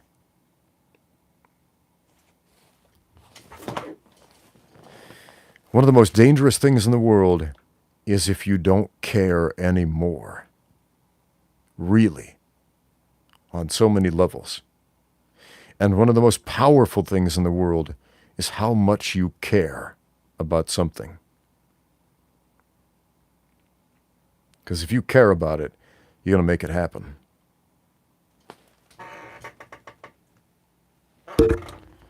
People talking about Mormons in the comments? Hold on.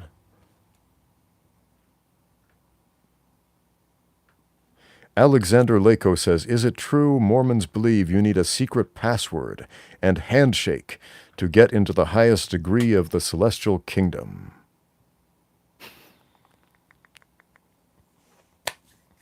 Wow. This reminds me of when I was a kid, and the other kids at school, instead of asking me what I believed, they would say things like, Ramsey, is it true that you sacrifice black chickens on your altars in your temples and chant hymns to Satan in your satanic church? Well, no. No, that's not what we do in my church. But what you're saying right here is how can I put this? It sounds like a reference to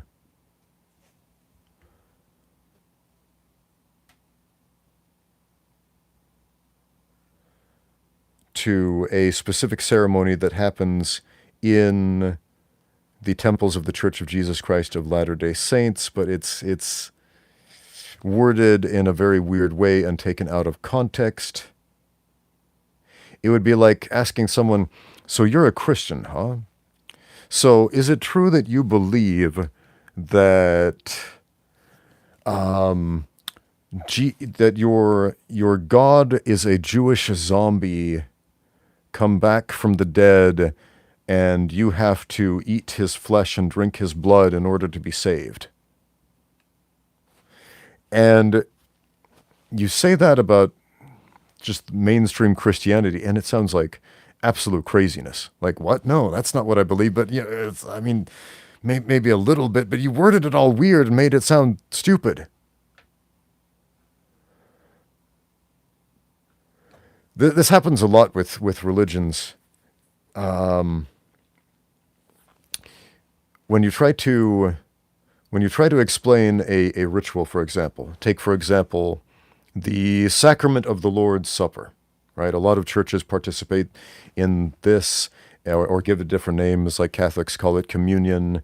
In the Church of Jesus Christ of Latter-day Saints, they call it the sacrament, and others they call it the sacrament of the Lord's Supper, or the Lord's Supper, or all kinds of different things. Anyway, where there is a symbol of some type of bread or bread-like substance that is eaten in remembrance of the body of Christ, and some type of liquid, wine or grape juice or water, whatever the case might be, representative and symbolic of the blood of Christ.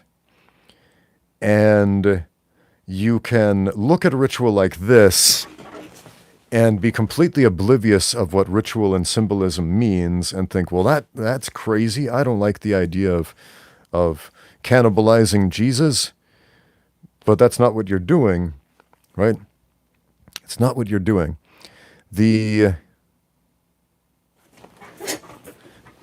It's a very roundabout way of answering this question, but I think it's very important because you asked a question with some vague references to a symbolic ritual, and to understand a symbolic ritual, we first have to understand what symbolism even is, why symbolism even exists, why we have one thing that represents another thing, why there is a narrative structure behind a word or a phrase or an action.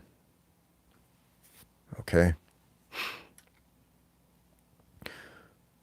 You asked about the celestial kingdom. What is that? The highest degree of heaven, dwelling in the presence of God. What must one do to inherit the kingdom of God? A young man asked Jesus this, and he told him to keep the commandments. And this young man said, I've kept the commandments all my life. What more need I to do to inherit eternal life? And Jesus gave this young man a very specific commandment. And he said, all right then, go and sell all that you have and give it to the poor. And this young man became heavy in his heart, for he was very rich. And he went away sad, because he wasn't willing to make that specific sacrifice that Jesus specifically asked him to do.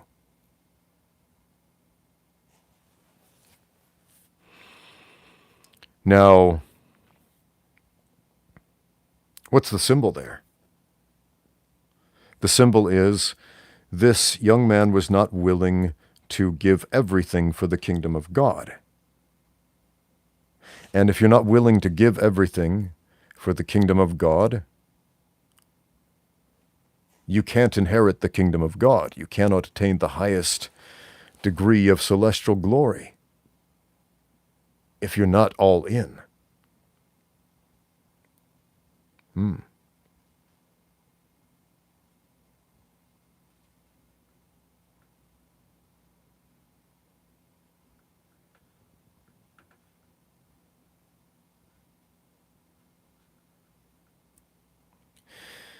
So, if you're a Christian, you can read that passage and you can try to apply that to yourself, because you should apply all scriptures to yourself.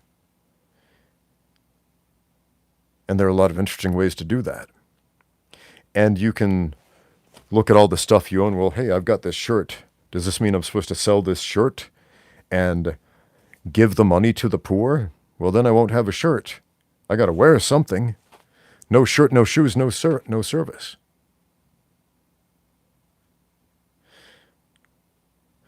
It's a question about willingness, though. What are you willing to do? What are you willing to sacrifice? What are you willing to give up for something greater?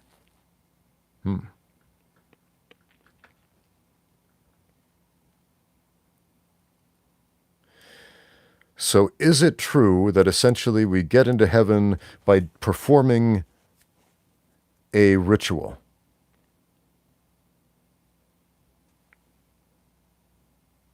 Not really. The ritual isn't for God, it's for us. Kind of like what we were saying before about the folks in my hometown who pray for rain. Does a group of people praying for the same thing have power to change the will of God? No, we don't change the will of God with prayer. Prayer aligns our will with His. And a ritual that points us toward God, let's take, for example, go back to the sacrament of the Lord's Supper. You eat this bread, which is symbolic of the body of Christ, His sacrifice, basically. He died. He literally gave up the ghost, if you will. He died for our sake. He sacrificed Himself for something greater. Okay? So there's that symbol. But that comes with a promise. The promise is you remember Him, you keep His commandments, and in return, you receive forgiveness of your sins, and you can inherit celestial glory. Does the act of partaking in that ordinance, in that ritual, save you? Does that unlock heaven for you? Not exactly, no. That's something for our sake, to show our willingness, to show where we are as far as our heart. If our heart's not in it, it doesn't matter. Rituals are important. Rituals are powerful. And if you don't have any rituals in your own life, you should probably try it out, man. Everyone, religious or non-religious, but everybody who is successful has ritual bound to their action that dictates what they do, how they do it, and what they get out of it. Let's bring this back to MMA for a minute. So a lot of people detest the warm-ups at their gyms because they're hard and they make people get all sweaty and tired, and they don't like it.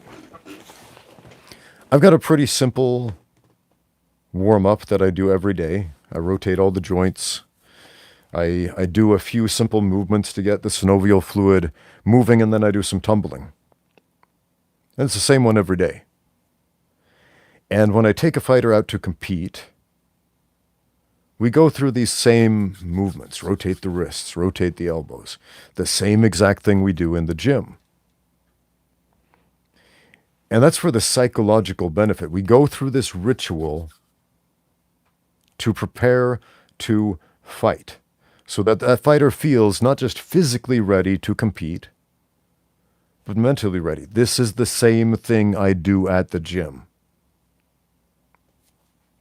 Does the ritual of rotating the hands like this and the elbows like this, look up and down, stretching the neck and doing a few basic movements, does that allow you to win a fight? No, not exactly. But it puts my fighters in the right context to win a fight. And as a result, my fighters have won the overwhelming majority of the fights they've competed in.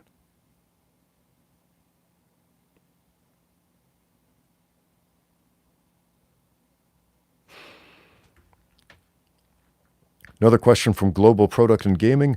What do you think of the Filipino martial arts? Why? So I went to the Philippines recently. Went to Bohol, and where else did I go? Went to a couple of islands around Bohol. And I kept looking for Filipino martial arts practitioners and schools, and I couldn't find any. And I asked around everybody I met, the taxi drivers, everybody, like, where can I learn Filipino martial arts? Sorry, man, there's a Taekwondo school over there. There's a Muay Thai school over there. There's a boxing gym over there. I don't know where to find Filipino martial arts in the Philippines. It was hard to find.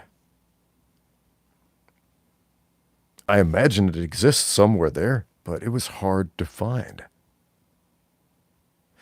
Now, everyone I know who practices Filipino martial arts, I've met outside of the Philippines, and none of them were Filipino. But it looked like they were having fun. And they kept doing it. So, there's that.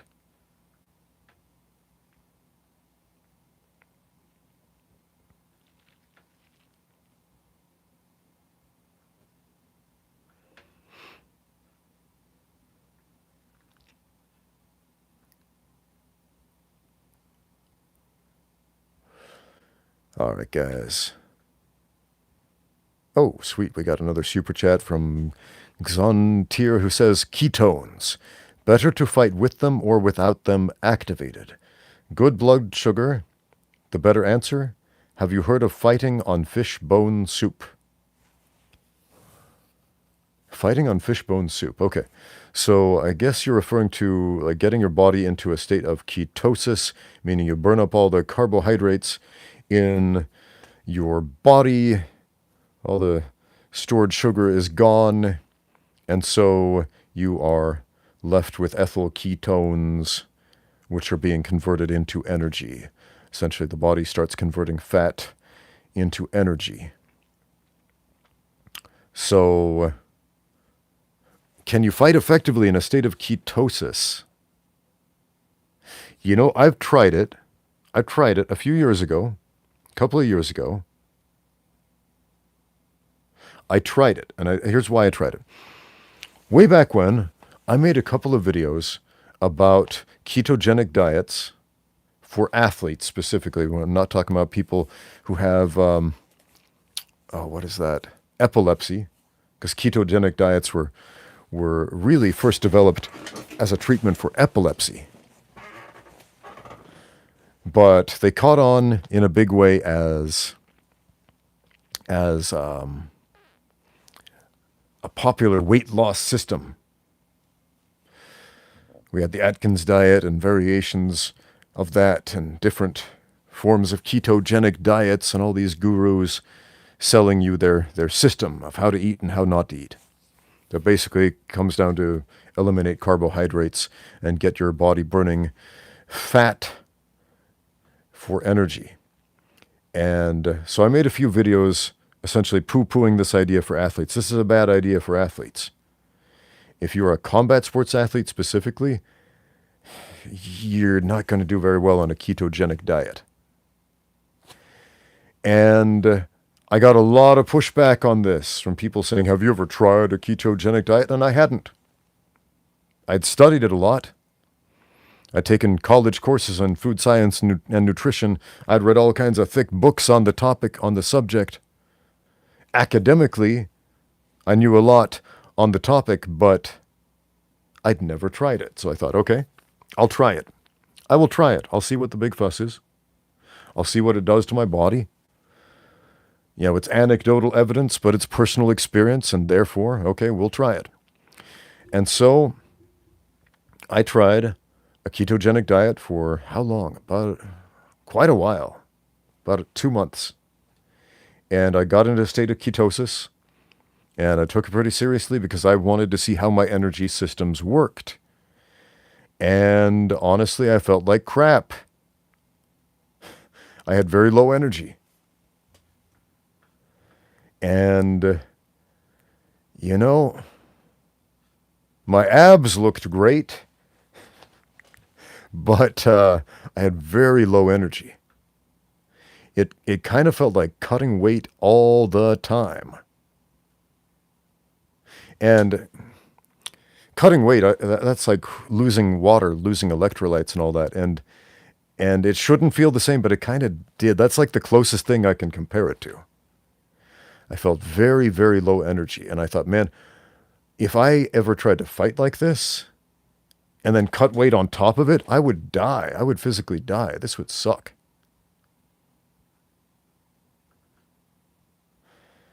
So now that's 2 months of experience. Now, there are cultures out there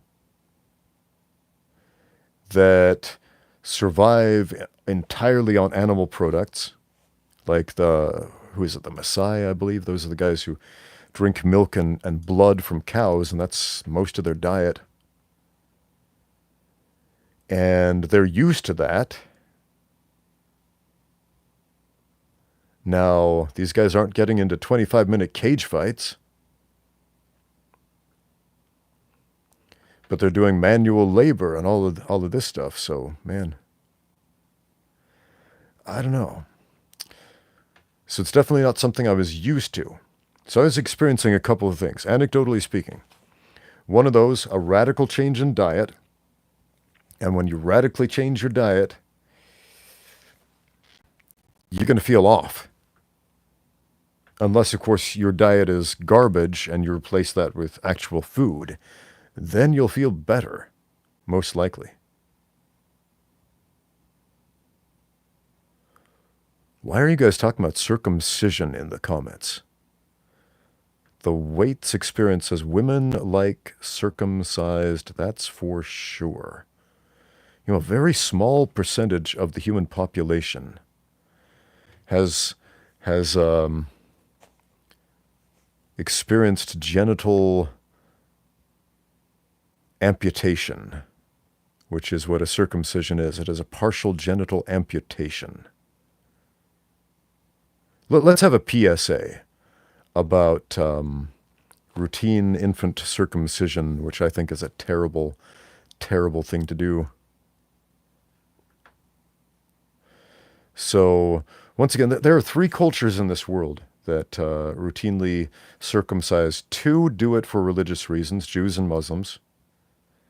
And one of them does it because of pseudoscience, and that is the United States of America, where roughly half of the male population has the most erogenous section of their penis amputated at birth.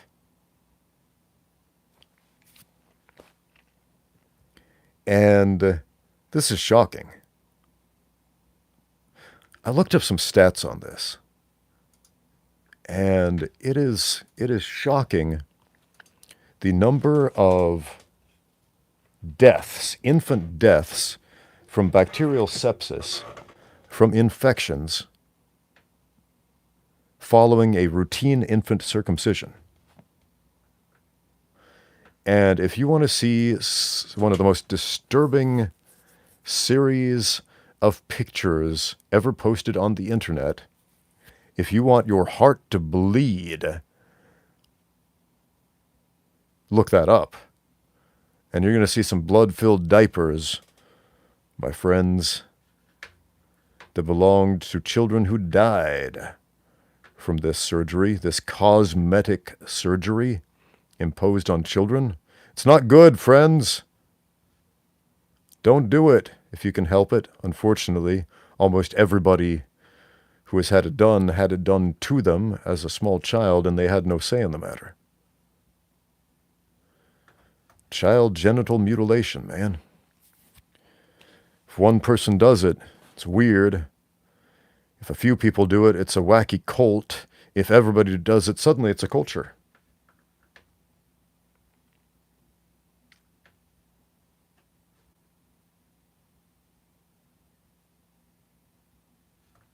But yeah, most people in the world, the overwhelming majority of humans on this planet, don't do that. Man.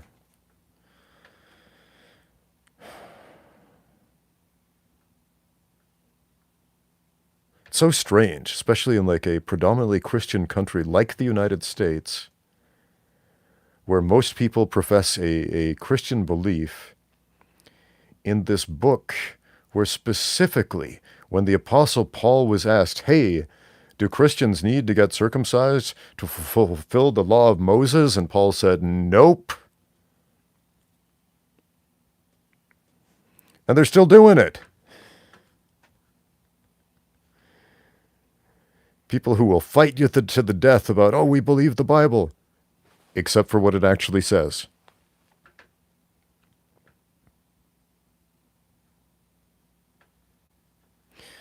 Juan D says, I heard you played the guitar. This is true. So I wanted to ask, how long did it take for you and how did you practice to get good? All right, when I started playing the guitar, I had an old classical guitar, but I didn't know the difference between a classical guitar and a dreadnought guitar, and it had phosphor bronze strings on it. And if you don't know the difference, a classical guitar should not have phosphor bronze strings on it. It shouldn't have metal strings on it. It should have soft nylon strings on it, because the action is very high on a classical guitar. The action is the distance between the fretboard, where you push your fingers down into, and how high the string is above that. And the higher it is, the harder it is to push the strings down. And a classical guitar with nylon strings has that very soft, dulcet, dark tone, and a dreadnought guitar, which has a much lower action with the metal strings, has a brighter tone, and the lower action makes it plausible to push down metal strings. I didn't know that. So I had the wrong strings on this guitar with a very high action. I'm literally making my fingers bleed, but I determined I would play this for 5 minutes a day until I figured this out. So I practiced for 5 minutes a day. It was excruciating, because again, I was doing it with the wrong equipment.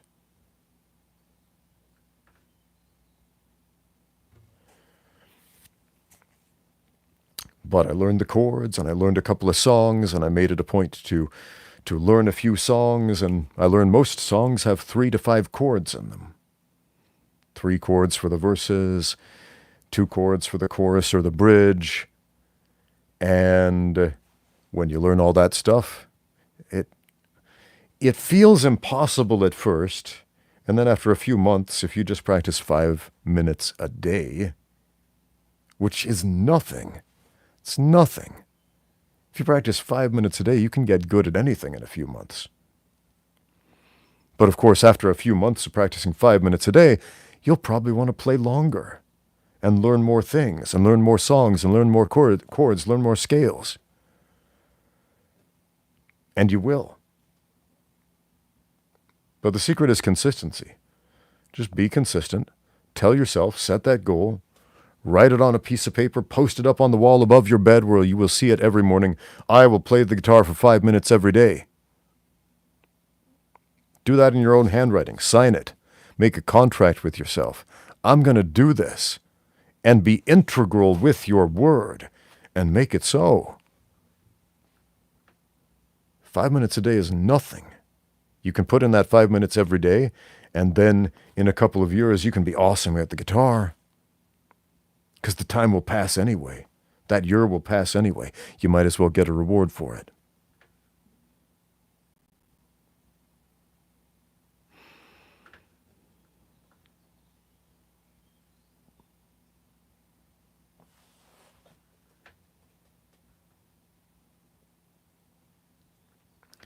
Nasbin says, hey, does avoiding fights or problems make the bad things grow worse? What kind of fights are we talking about here? What kind of problems are we talking about here? What kind of problems are you having in your personal life that you're asking me for advice for? So there are certain things, certain problems you can definitely avoid, and some you shouldn't. There are certain fights, a lot of fights, you should definitely walk away from. And if you're a professional fighter, there are some fights you need to take. If you're not a professional fighter, why are you getting into fights, man?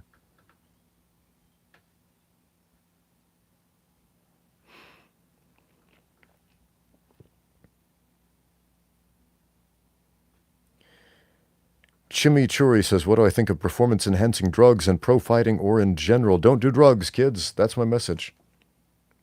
Don't do it. I don't care if you think everybody's doing it. Don't do it. That's it. Is that a disappointing answer? That's it. Don't do drugs. Period.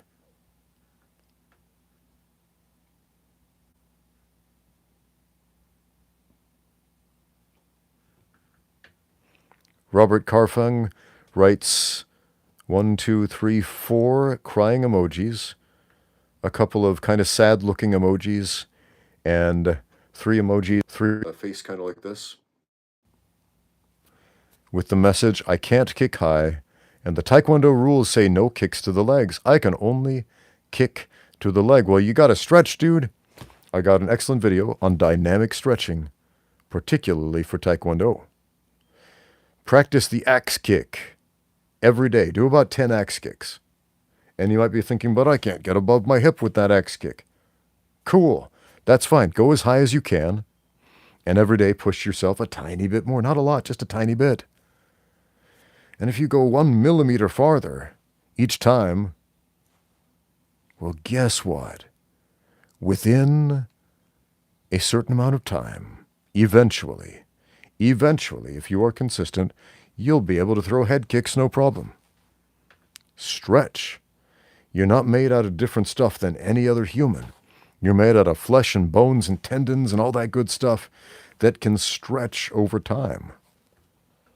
So put in the work. You will get the reward.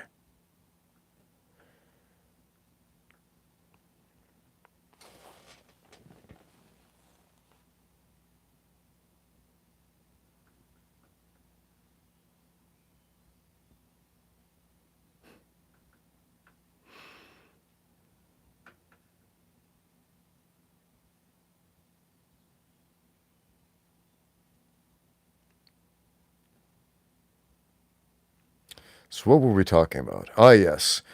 Why E.T. for the Atari 2600 was actually a good game. Look, it is so contextual. If you look at any Atari game from modern lenses, like I showed my daughters who grew up in this amazing era of photorealistic graphics in video games, and I showed them some of the games I played when I was a kid, and they said, Dad, was everything terrible when you were a kid? And I said, no, this was awesome when I was, no, this is terrible, Dad. Like, why would you even show this to us? This is making me sad. This makes me sad for you. This hurts my heart on the inside to see that you had to play these crappy games. I was like, no, we got to play these games. This was special. Not everybody had access to this. This was a rare, wonderful experience. So if you understand the context of when E.T. came out, it was a great game. Okay, so for the super chat we got at the very beginning of this, like an hour ago, 2 hours ago, whenever it was, there is my conclusion of E.T. Part 4. Maybe I'll make a dedicated video about that and finally finish the 6-part series.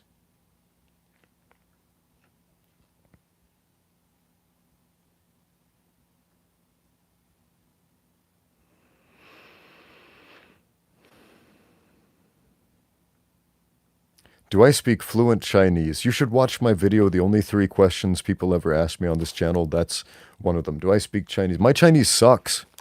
Do I speak fluent Chinese? No, I speak like taxi Chinese, man. It's like I can talk to taxi drivers, give instructions. I can go to the shops and buy stuff and haggle. I can, it's like caveman Chinese, dude. Having a deep and meaningful conversation about your feelings, that's fluency. I'm not there yet, man.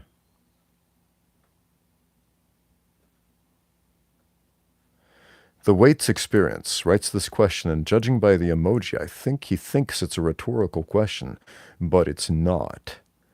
He says, didn't they leave a pile of Atari ET game cartridges left buried in the desert because nobody wanted them? Not exactly. If you actually look up the history behind that, the #1 cartridge that got dumped was Pac-Man. There were ET cartridges, but there were a lot of titles that got buried in this infamous desert burying of cartridges. Now, a lot of them also got shipped off to Canada and then sold in bargain bins. So in 1986, my family and I, we went to the World's Fair in Vancouver, British Columbia in Canada. And on the way back, we found this shop with this massive bin of Atari games, and they were selling them for like pennies. And we were like, this is amazing. We can buy like all the Atari games we want. And we got just like a bunch of them. Atari games were super expensive back then, but they were practically giving them away for like 50 cents Canadian back in 1986. That was insane. Anyway, we got a bunch of them. And yeah. So I heard this rumor that, oh, E.T. was so bad, they buried them in the desert. No, man. So let's actually look up this myth and find the truth behind it.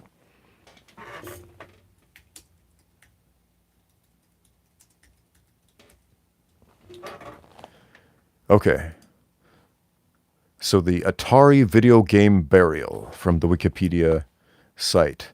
The Atari video game burial was a mass burial of unsold video game cartridges, consoles, and computers in a New Mexico landfill site undertaken by the American video game and home computer company Atari Incorporated in 1983. Before 2014, the goods buried were rumored to be unsold copies of E.T. the Extraterrestrial, 1982, one of the largest commercial video game failures and often cited as one of the worst video games ever released by uneducated people on the internet who don't know what they're talking about. I added that last part. And the 1982 Atari 2600 port of Pac-Man, which was commercially successful but critically maligned. Since the burial... And this is quite interesting. So Pac-Man, while it was commercially successful, they buried a ton of cartridges. Let's find out exactly how many. Since the burial was first reported, there had been doubts as to its veracity and scope, as it was frequently dismissed as an urban legend. The event became a cultural icon and a reminder of the video game crash of 1983. It was the end result of a disastrous fiscal year which saw Atari Inc. sold off by its parent company Warner Communications. Though it was believed that millions of copies of E.T. were buried, Atari officials later verified the numbers to be around 700,000 cartridges of various games, including E.T. So essentially, it's not the game was so bad they had to bury it. It's the company Atari was failing at this time, and they had to get rid of their stuff. And apparently, the garbage man didn't want to take it away. So I actually made 3 videos on that topic, 3 of them. They're like 18 years old now, but I discussed that topic in detail in these old videos, why I love Atari 2600, or why I love E.T. for the Atari 2600. You can see that on my channel. We discussed that. We discussed that already. Many years ago, before some of you were even born. Okay, we missed some super chats while we were reading that. Let's see. All right, we got a super chat from Marshall Geeks who says, have you seen the Alien Romulus trailer? I have not. If you've watched the Alien movies, have any thoughts? Let's watch it right now. So I can't put it up on my screen.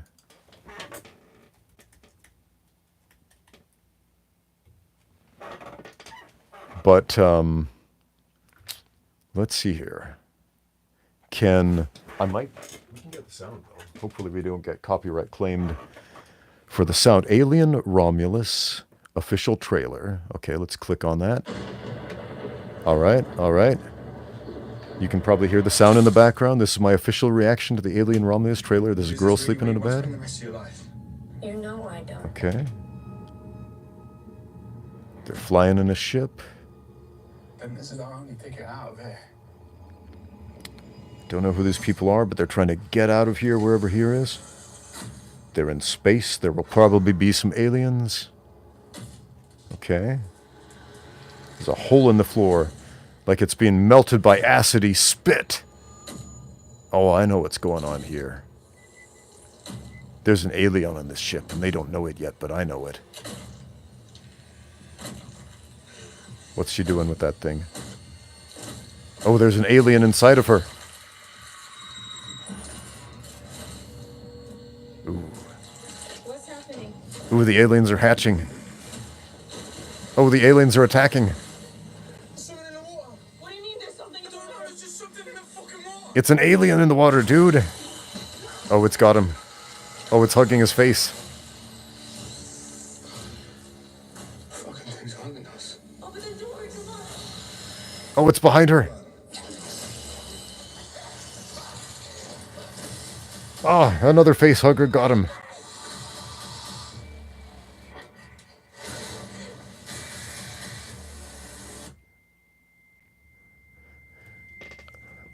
I wonder how much of the movie this is spoiling. Like, so far we saw 2 guys die in the trailer. Are they important characters? Because if I go watch this movie and be like, okay, he's dead, I know that going in.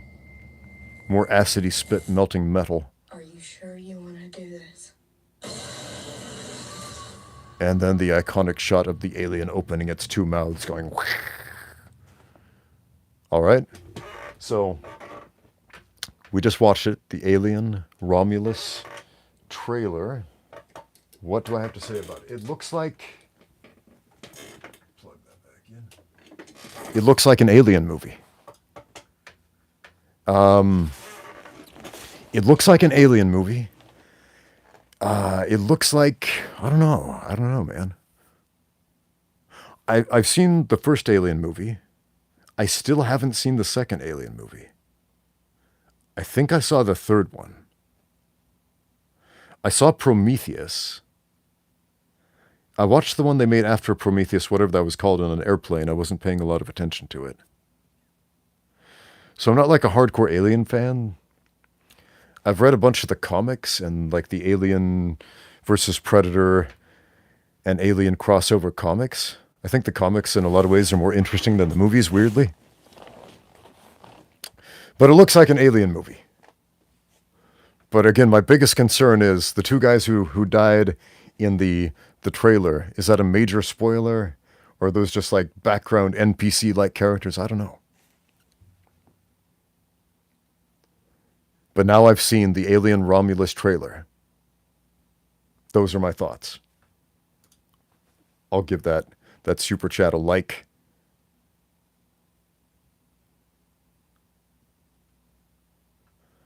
Oh, sweet. We're talking about the Punch Professor, the late, great Paulie D, man. That dude was awesome.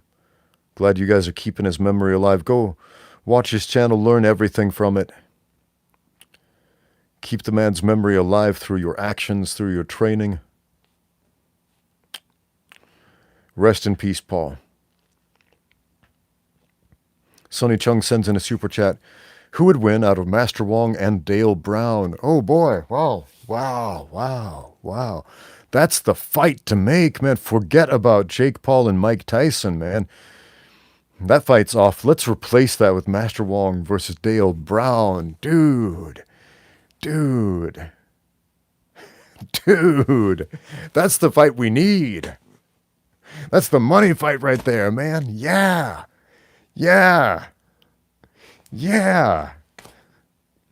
I think both of those guys would benefit tremendously from that fight. And they might think, well, you know, I might embarrass myself and then people will think I'm not legit. People already think you're not legit. Just go do the fight, man. It'll be great. Great publicity. It'll be amazing. Yeah, man. That's the fight. Who would win, though? Let's take this seriously for a minute. Who would win? Master Wong or Dale Brown? Oh, boy, man, I don't know. They're both pretty short, but Dale is more heavy set than Master Wong. Master Wong looks like he's in better physical shape than Dale. None of us have ever seen either of them fight before. None of us have ever seen any of them spar before. We've only ever seen them demo techniques on YouTube. So, dude, I have no idea. It's entirely possible that in spite of their unscreened persona, that under combat stress they might turn tail and run. We don't know. It might just so happen that one of these guys has fight psychology that belies his wacky personality, and he might thrive in that kind of environment. We don't know, man. But my gut right now is actually telling me Master Wong. Weirdly enough, my gut is telling me Master Wong. And it's not that I think Master Wong is a great fighter. It's just how I feel. It's just like, at least Master Wong knows how to kick and punch. Like, for all the goofy stuff he's put out there, he knows how to kick and how to punch reasonably hard and reasonably fast.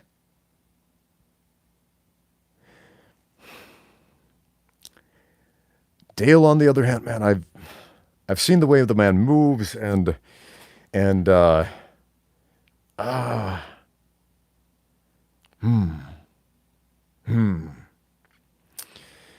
yeah, I'm gonna go with Master Wong in that one. It won't be pretty. It won't be pretty. It's not gonna be a great fight. It won't be memorable, except for how goofy it is. But yeah, there's my prediction.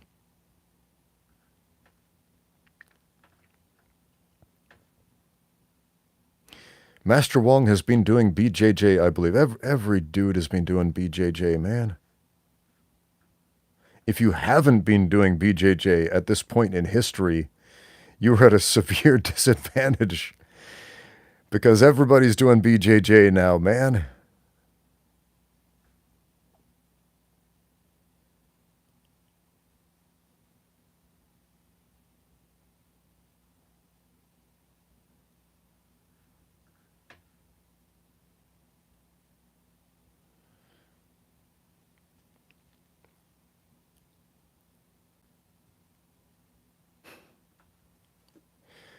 All right, guys, I'm going to take maybe one or two questions more and then hang it up. Unless you want to keep chatting about E.T. for the Atari 2600.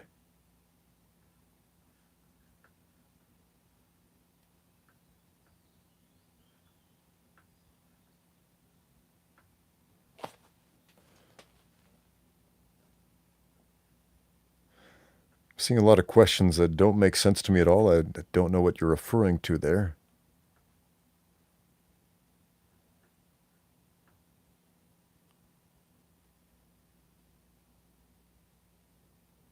Have I had any Muay Thai fights? Yes, I was a professional Muay Thai fighter. I fought in 5 different professional combat sports: American kickboxing, Muay Thai, K1 kickboxing, Sanda, and mixed martial arts. As an amateur, I competed in Brazilian Jiu-Jitsu, catch wrestling, boxing, Taekwondo, kyokushin.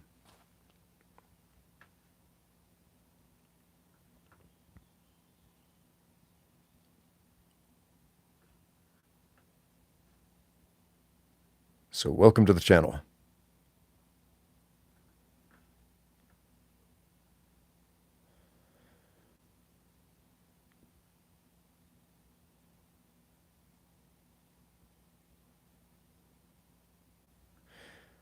Zontier says, do you know if Sanda might slowly make way over to the West? Sure, Sanda is slowly making its way over to the West.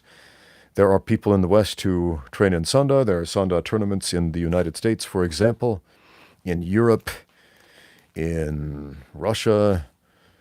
I mean, it's worldwide. It's not a super popular, well-known sport, but it's a very niche sport in these countries, of course.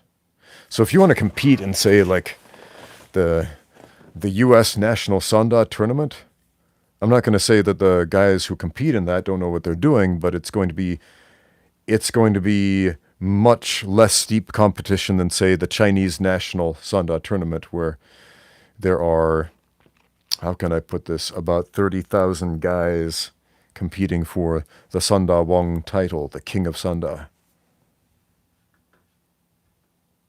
And even that, like 30,000 dudes in China from all the Chinese sports universities. That's a drop in the bucket of the population here. Do I still live in China? Let me see.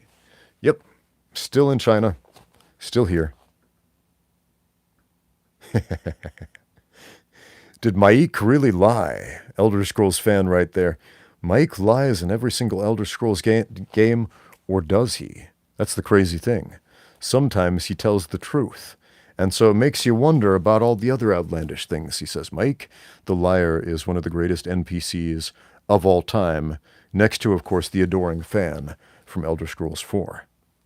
But the fact that Mike is in Morrowind, he's in Oblivion, and he's in Skyrim as well, and his character is consistent across the games, yeah, makes him an awesome character. Is he the cat? Yeah, he's a cat guy. He's one of those weird cat people.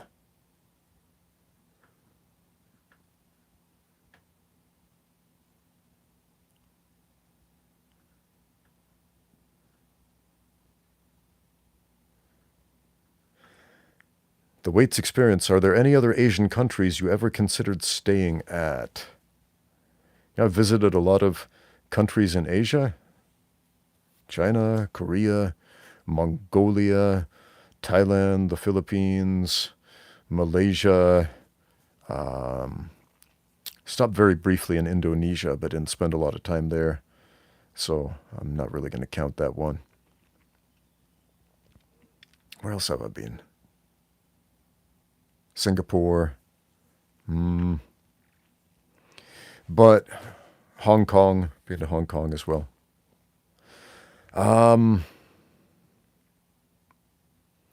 But honestly, I like China a lot more than any of those places. I mean, they're nice places to visit. But as far as living, like it's a different thing.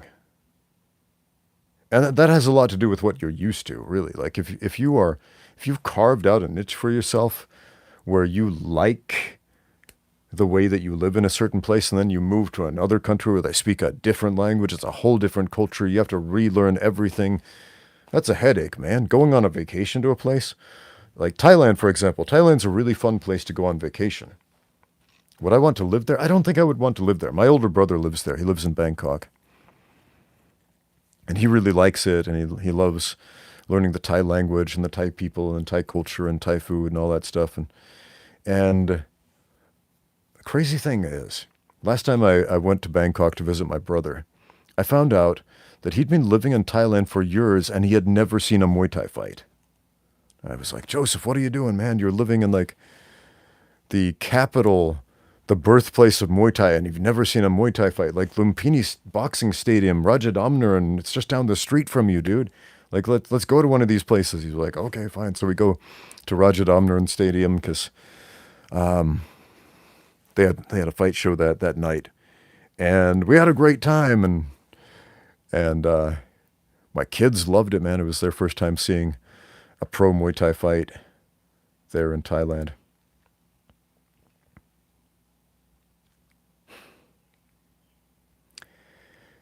But yeah, man, I love being a tourist in Thailand. I don't think I would like to live there. And I could say that about a lot of places. Like I really love being a tourist in Mongolia. I don't think I would like to live in Mongolia. Nothing against Mongolia. It's a beautiful country. I love the culture. There's so many cool things about Mongolia, but I would rather live in Shanghai. And I think a lot of you guys, where do you live? Do you like where you live? If I told you, all right, now you have to uproot everything and move to a foreign country that speaks a foreign language, where you will experience massive culture shock and you have to relearn everything and you have to start over from scratch and it's going to be weird for a long time until it becomes normal. You down with that? It's an adventure. That's for sure.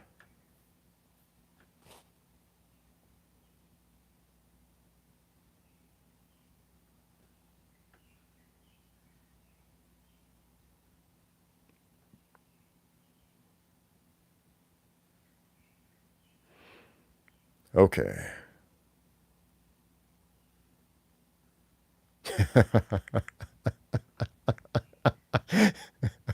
Why am I laughing? Okay, Robert is asking, have I seen Kung Fu guys in China legitimately beat UFC-type martial artists?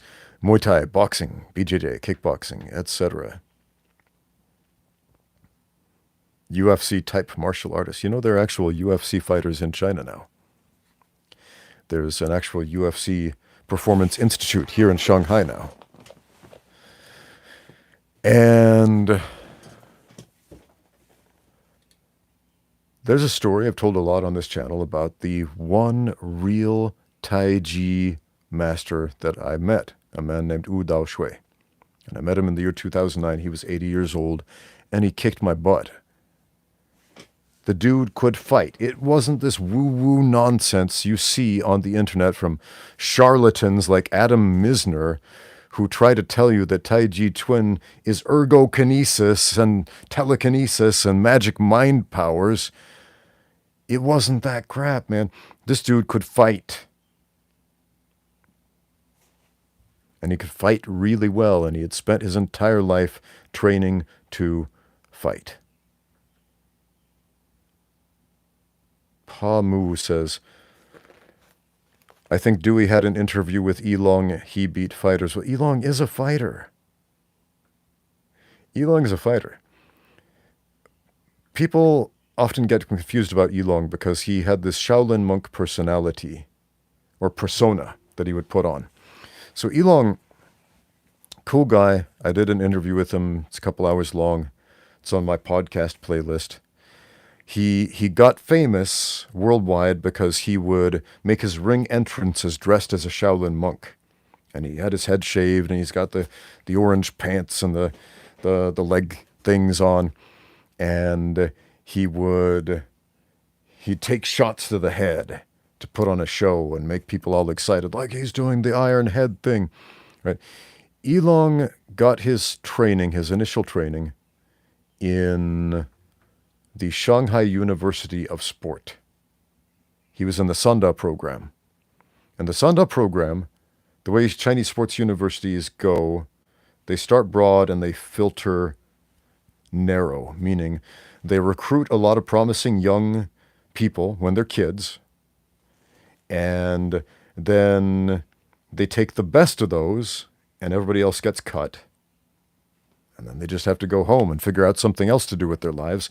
And then the next wave of kids, they get tested, and the best of those move on, and those guys get cut. Somewhere along the process, Elong, he's making his way to becoming, to graduating in the Sanda program, but then he gets cut from the program. He's like, well, crap, what do I do with my life? All I know is how to fight. So he starts fighting. And Elong has a background in Wing Chun. A lot of people don't know this because, again, the Shaolin monk persona. Like, he's not a Shaolin monk, but, that was a persona to get attention, right? To get people excited, like, this guy is, like, representing traditional Chinese Kung Fu. But he actually ended up winning a Wing Chun competition. And that was like his first foray into like competitive martial arts. And then he started doing Sanda fights and kickboxing fights and Muay Thai fights and so on. But he discovered that when he dressed up like the monk, people got very excited about it. And they did, and he got international attention because people saw the costume and they're like, whoa, it's a Shaolin monk. These guys are real. But no, Elong's a fighter. That's why he beat fighters, right? So, but back to my story about Wu Dao Shui. He knew how to fight, and it's not woo-woo nonsense. It's just getting out there and training his whole life, right? I learned an incredible lot from Master Wu in that one lesson. And it's something I meditate on every single time I teach a class. He had the most efficient movement that I had felt. Like doing more with less. Not to the point where you just touch someone and they fall over, but just economy of motion. Good technique is not a lack of strength or power. It's an efficient use of strength and power. It's doing more with less.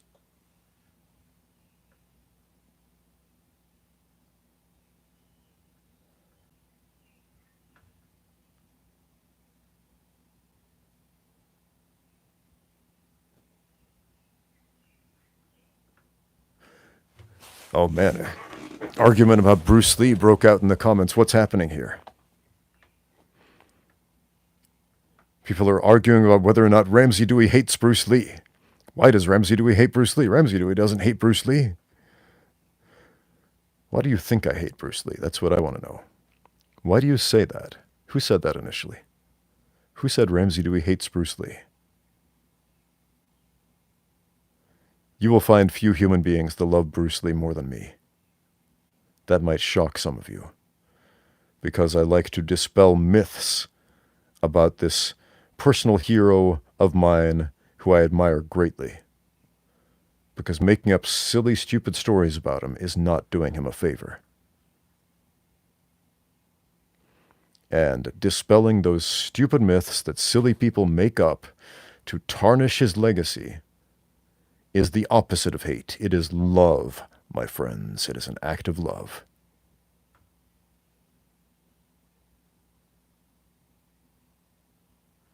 Robert Carfong says, Tai Chi is the art of physically balance and trying to make your opponent off balance.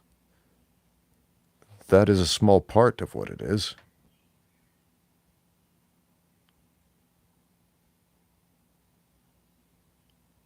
That is a small part, but an important part of every martial art.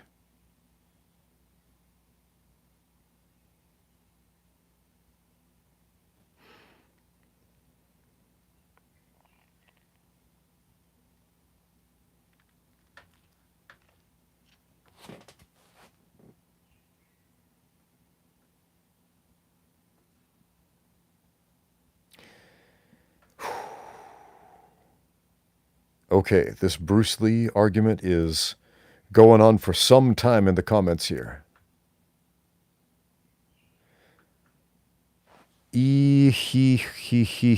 Ha says, tips on throwing knees from a distance. Take a step in. Step forward. Hold on, maybe I can actually show you this. I don't have a lot of room in this room, but hold on.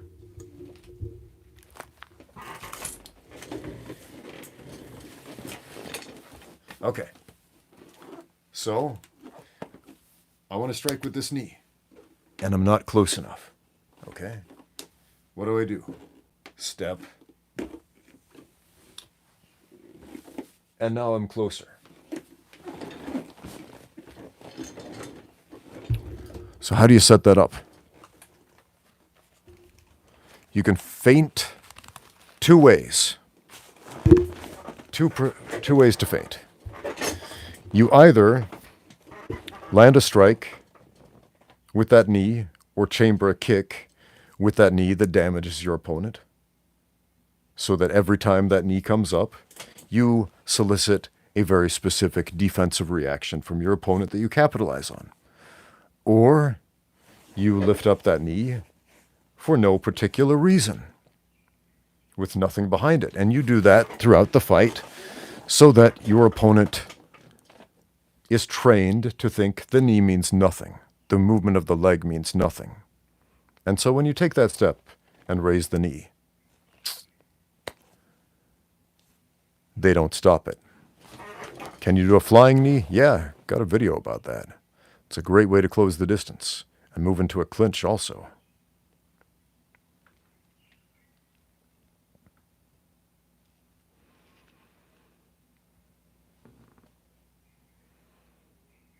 All right, guys, that is my time for today. Thank you so much for joining in this live chat. I'm going to go. Thank you for watching. Now get out there and train. Wait. There's a super chat right as soon as I was about to turn the thing off from Sean Gallagher. Thoughts on boxing for MMA? I think having comfort boxing in the pocket can lead to success with takedowns. Stop scrolling screen. Let me focus on this. Okay. I think having comfort boxing in the pocket can lead to success with takedowns against better wrestlers. Do you agree? And how much boxing sparring do you think an MMA fighter should be doing? Okay. This is interesting because personally, I learn a lot. I develop a lot of really effective strategies for MMA after doing film studies on boxers. And I practice boxing a lot. I've taught boxing a lot. I've coached a lot of successful boxers. And there is a lot that's radically different in an MMA fight than a boxing fight. But there's also a ton of crossover. And you can't do the two things the same way. Now, if you just box for a couple of months and call that your cross training, and then go have an MMA fight, it's going to feel weird. If boxing is just a regular part of your training and a regular part of your life, and you put in a couple of rounds of boxing or boxing style training every week, okay, cool. In addition to your MMA training, I think that's going to be more productive. Being comfortable boxing in the pocket, can that lead to success with takedowns? Sure, man, especially if you're good with a Philly shell inside the pocket. Yeah, man, having that low lead arm pressed tightly against the other guy, you can stuff takedowns and set up your own. You can shot to reshot with that. There are a lot of really cool strategies. Set up arm drags to a shovel hook, arm drag to the back take. Good boxers who know how to fight in the pocket do arm drags, man. It's different than a jiu-jitsu or wrestling arm drag because you're doing it with one hand and you're not holding when you strike. But yeah, man, there's a ton of important stuff you can glean from boxing, but it's got to be regular boxing training, not as a replacement for your MMA training, but as a supplement for it. Boxing is like, it's like eating your vegetables, man. It's got nutrients that the body needs. Anyway, so my thoughts on boxing for MMA. I think, yeah, dude, do it. Do it. This is, man, I have discussed this topic quite a bit. I made a number of videos on topics like this. Boxing is really the art of foot positioning in the stand-up game. That's the part that it shines the most in the context of mixed martial arts. Foot position in the stand-up game relative to your opponent in order to impose your will, in order to get the angle to flank your opponent. That is the real beauty of boxing. How much sparring do I think an MMA fighter should be doing? A little bit. Not a great deal, but a little bit. I would say, and this is going to vary for different fighters. I had a student who had a karate and taekwondo background. All right, very proficient in both karate and taekwondo. Very good kicker. And I noticed his kicks were beautiful. They were very good. And he had the same problem I did when I started out, which was this disconnect between his hands and his feet. And so I put him on a prescription, which was, for every round of kickboxing that you do one round of boxing. And as a result, his kickboxing got a lot better. His MMA fighting got a lot better. For every round of MMA, for every round of anything involving kicks that you do 1 round of boxing. Now, is that forever and ever amen? No, that was for about 6 months. And after 6 months, well, we didn't need to do so much boxing anymore.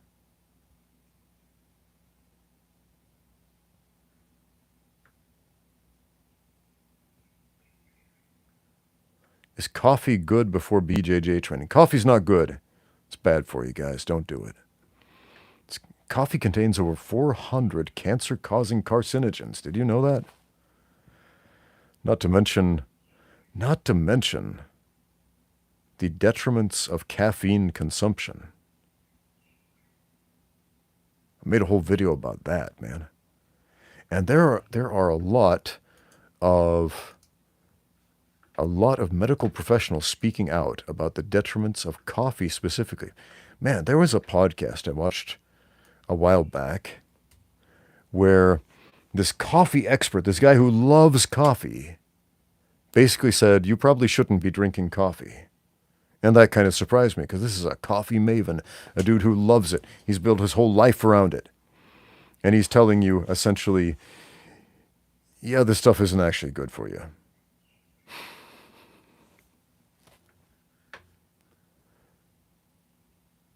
Zontier sends in another super chat.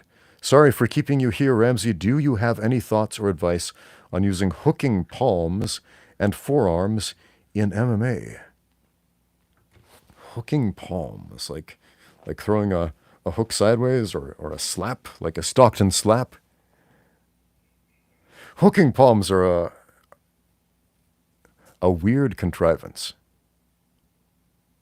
I know we saw, for example, Boss Rutan famously threw some hooking palms in Pancrase because he wasn't allowed to throw punches, and so he would swing his arm that way.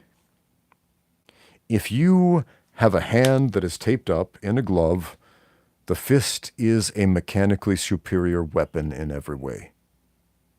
It has more reach, it has more density, it has more power.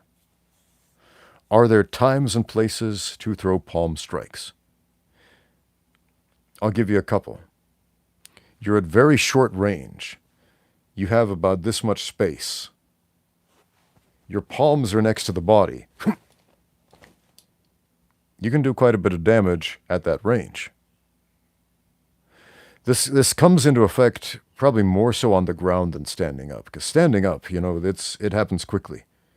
Striking gets done in beats of time. On the ground, you're tied up. You don't have a lot of space. You can throw a quick palm strike like that. You can displace ribs with a palm strike like that.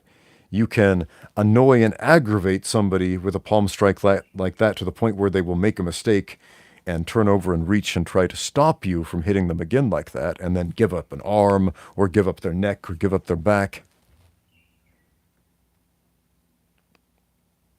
Have I ever trained or found you? Yeah, I've trained everything, man. Forearms in MMA. Forearms, once again, is one of those things that comes into play predominantly on the ground. If you're mounting somebody, for example, forearm is an excellent weapon. Elbow is a better one. Hammer fist is more articulate. But sure, man, bash him with the forearm. Standing up.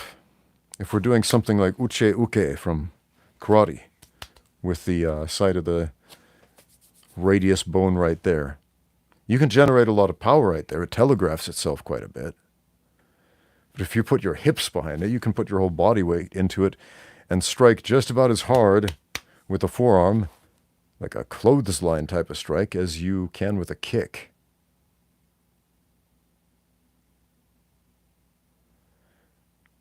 Eric wants to know, how do I rate coffee versus soda? They're both garbage. Don't eat garbage. Don't drink garbage. Eat real food. Drink real water.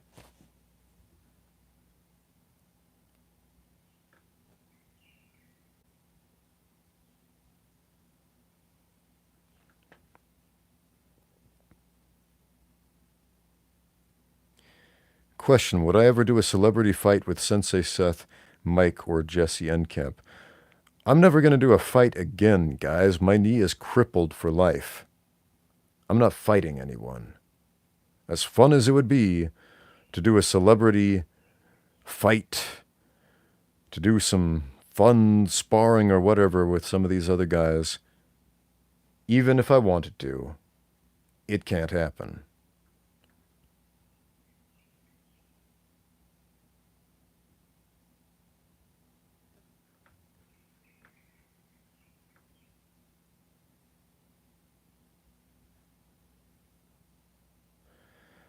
Sonny Chung says, question, I say Coach beats Jesse and Mike without too much issue. Seth is a bit unfair because he's multiple weight classes above. No, he's not. Seth is about 230 pounds. I'm about 215 pounds. I'm a little taller than Seth. Let's see. You know what? I didn't have a chance to spar with Seth. We did a little bit of sumo push play on the beach. Could I beat him in a fight? Heck yes, I could. Could I beat those other guys in a fight? Heck yes, I could. Do I have substantially more fighting experience than all of them put together? Heck yes, I do. Would I want to fight them? No. Why? Because I consider them friends. They're good dudes, man. It's not fun to fight a friend. It's not fun to fight a guy that you don't want to hurt.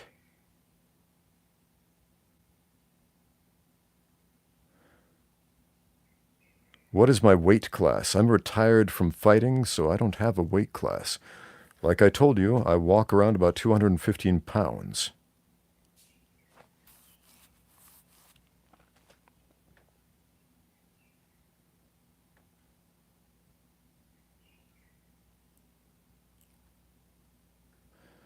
All right, guys. I've been trying to hang it up for a while, but I just keep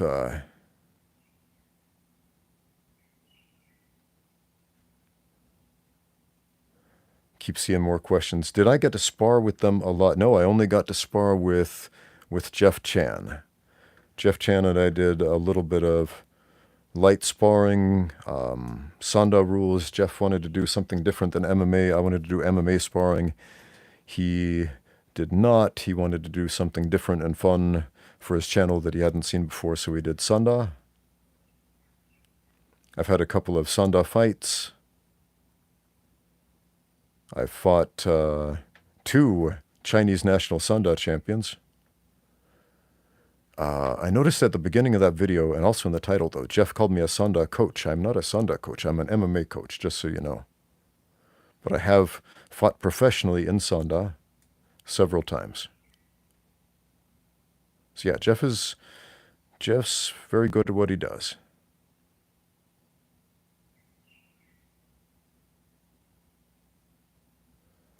Internet Rules wants to know why we tend to grab everything with our thumb and index finger if our thumb and middle finger is supposed to be stronger. Well, why do people tend to grab things with these fingers? Well, if you don't train your fingers otherwise, then you might. You probably will. Okay? Why do we do that? Fine motor movement. Because fingers are not about strength. They're about fine motor movement. They are, let's say I pick up a pencil to write with. I'm holding it with 3 fingers. My thumb, my index finger, and my middle finger here. Okay? And that's not a strength issue, because this weighs a couple of grams. This is about being able to articulate something in a precise fashion so I can write words and letters and draw pictures. If I pick up a key, for example, now I've got the key between the second joint of my index finger and the pad of my thumb, because that is the way I can articulate the key best to go into a keyhole. What else can I pick up? I pick up a water bottle with my whole hand here. Again, it's not a heavy thing. It's not a grip strength issue. It's just like, If I start twirling it around, I do that with my fingertips because that's a fine muscular thing. Now, grab a barbell on the other hand, grab something really heavy, and your grip's going to change. Now you're going to try to get more of this part around the barbell, and the fingers are just extra. If you get a mixed grip, for example, okay? Now it's not so much the fingers, we're turning our hands into hooks, where this part is doing most of the heavy lifting. You start to grapple, and you're using grips like a gable grip or a butterfly grip, and suddenly it's the wrists that are doing all the heavy lifting. Okay, not the fingertips. Even an S grip where the fingers are joined, it's not the fingers doing the heavy lifting, it's this part of the hand. So you hold things and manipulate things with your fingers when you're doing fancy stuff. Okay. Grip stuff with your whole hand when otherwise.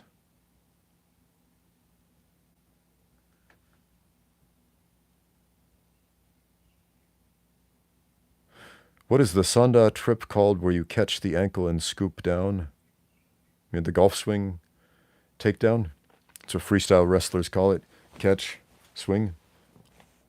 That one everybody got super excited about when they saw Islam do it in the UFC the other week. Yeah, golf swing takedown. If you look that up, you'll find videos about that, several of which are on this channel.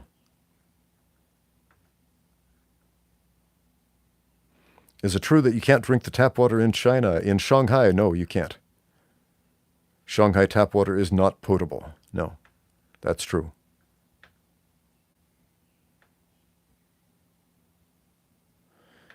How long ago did this start, says Ashtray Decay? Several hours ago. Do I think anyone can beat Islam? Not anyone, but specific people certainly can. Everybody's beatable. Is there anyone in the UFC right now that he will be matched up with that will beat him? I don't know. Is there a person on this planet that can beat him on any given day? Sure. What's wrong with the tap water in Shanghai? Shanghai specifically, not all of China. Heavy metals in the water. Lead, iron, things that are not good to drink, man. Heavy metals. Question says, best chow fun in Shanghai. What is chow fun? I don't know what that is. The heck is chow fun?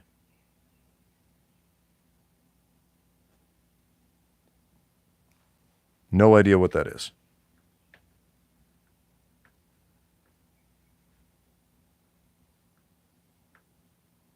Kettlebells versus dumbbells for BJJ training. I would suggest for BJJ training, instead of kettlebells or dumbbells, get a mat, get a gi, get a training partner, and do BJJ. And on the side, do some lifting. Kettlebells, dumbbells, whatever. Do some strength and conditioning. Make yourself stronger any way, any method that you can. I like kettlebells. I like dumbbells. I like barbells. I like all of them.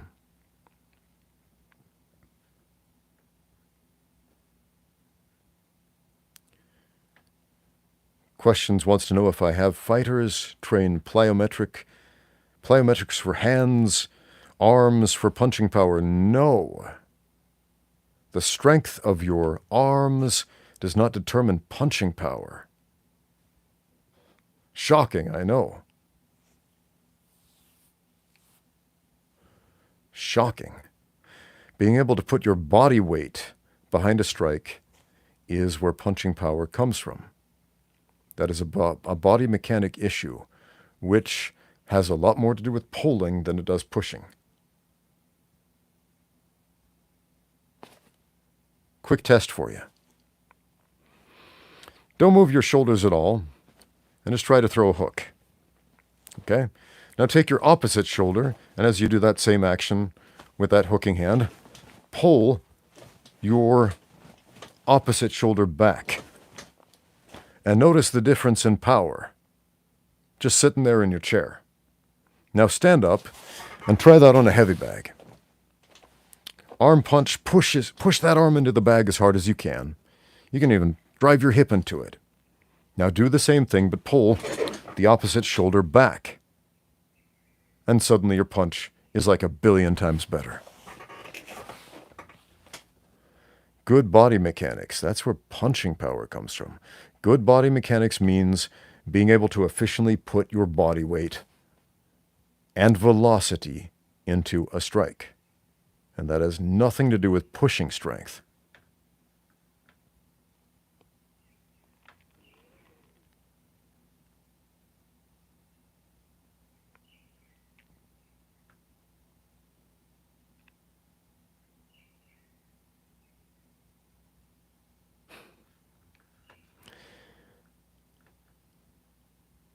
Do I have a speed bag video? Says Baron Guitar. I have a whole speed bag playlist. A whole playlist on speed bag and double end bag. Go watch it. I have a lot to say about the speed bag, and I got a lot more to say about it. So hopefully I'll be making more speed bag videos in the future. All right, guys. I really am going to hang it up this time, unless, of course, somebody sends another $40 super chat before I hit the stop button. Thank you for watching. Now get out there and train.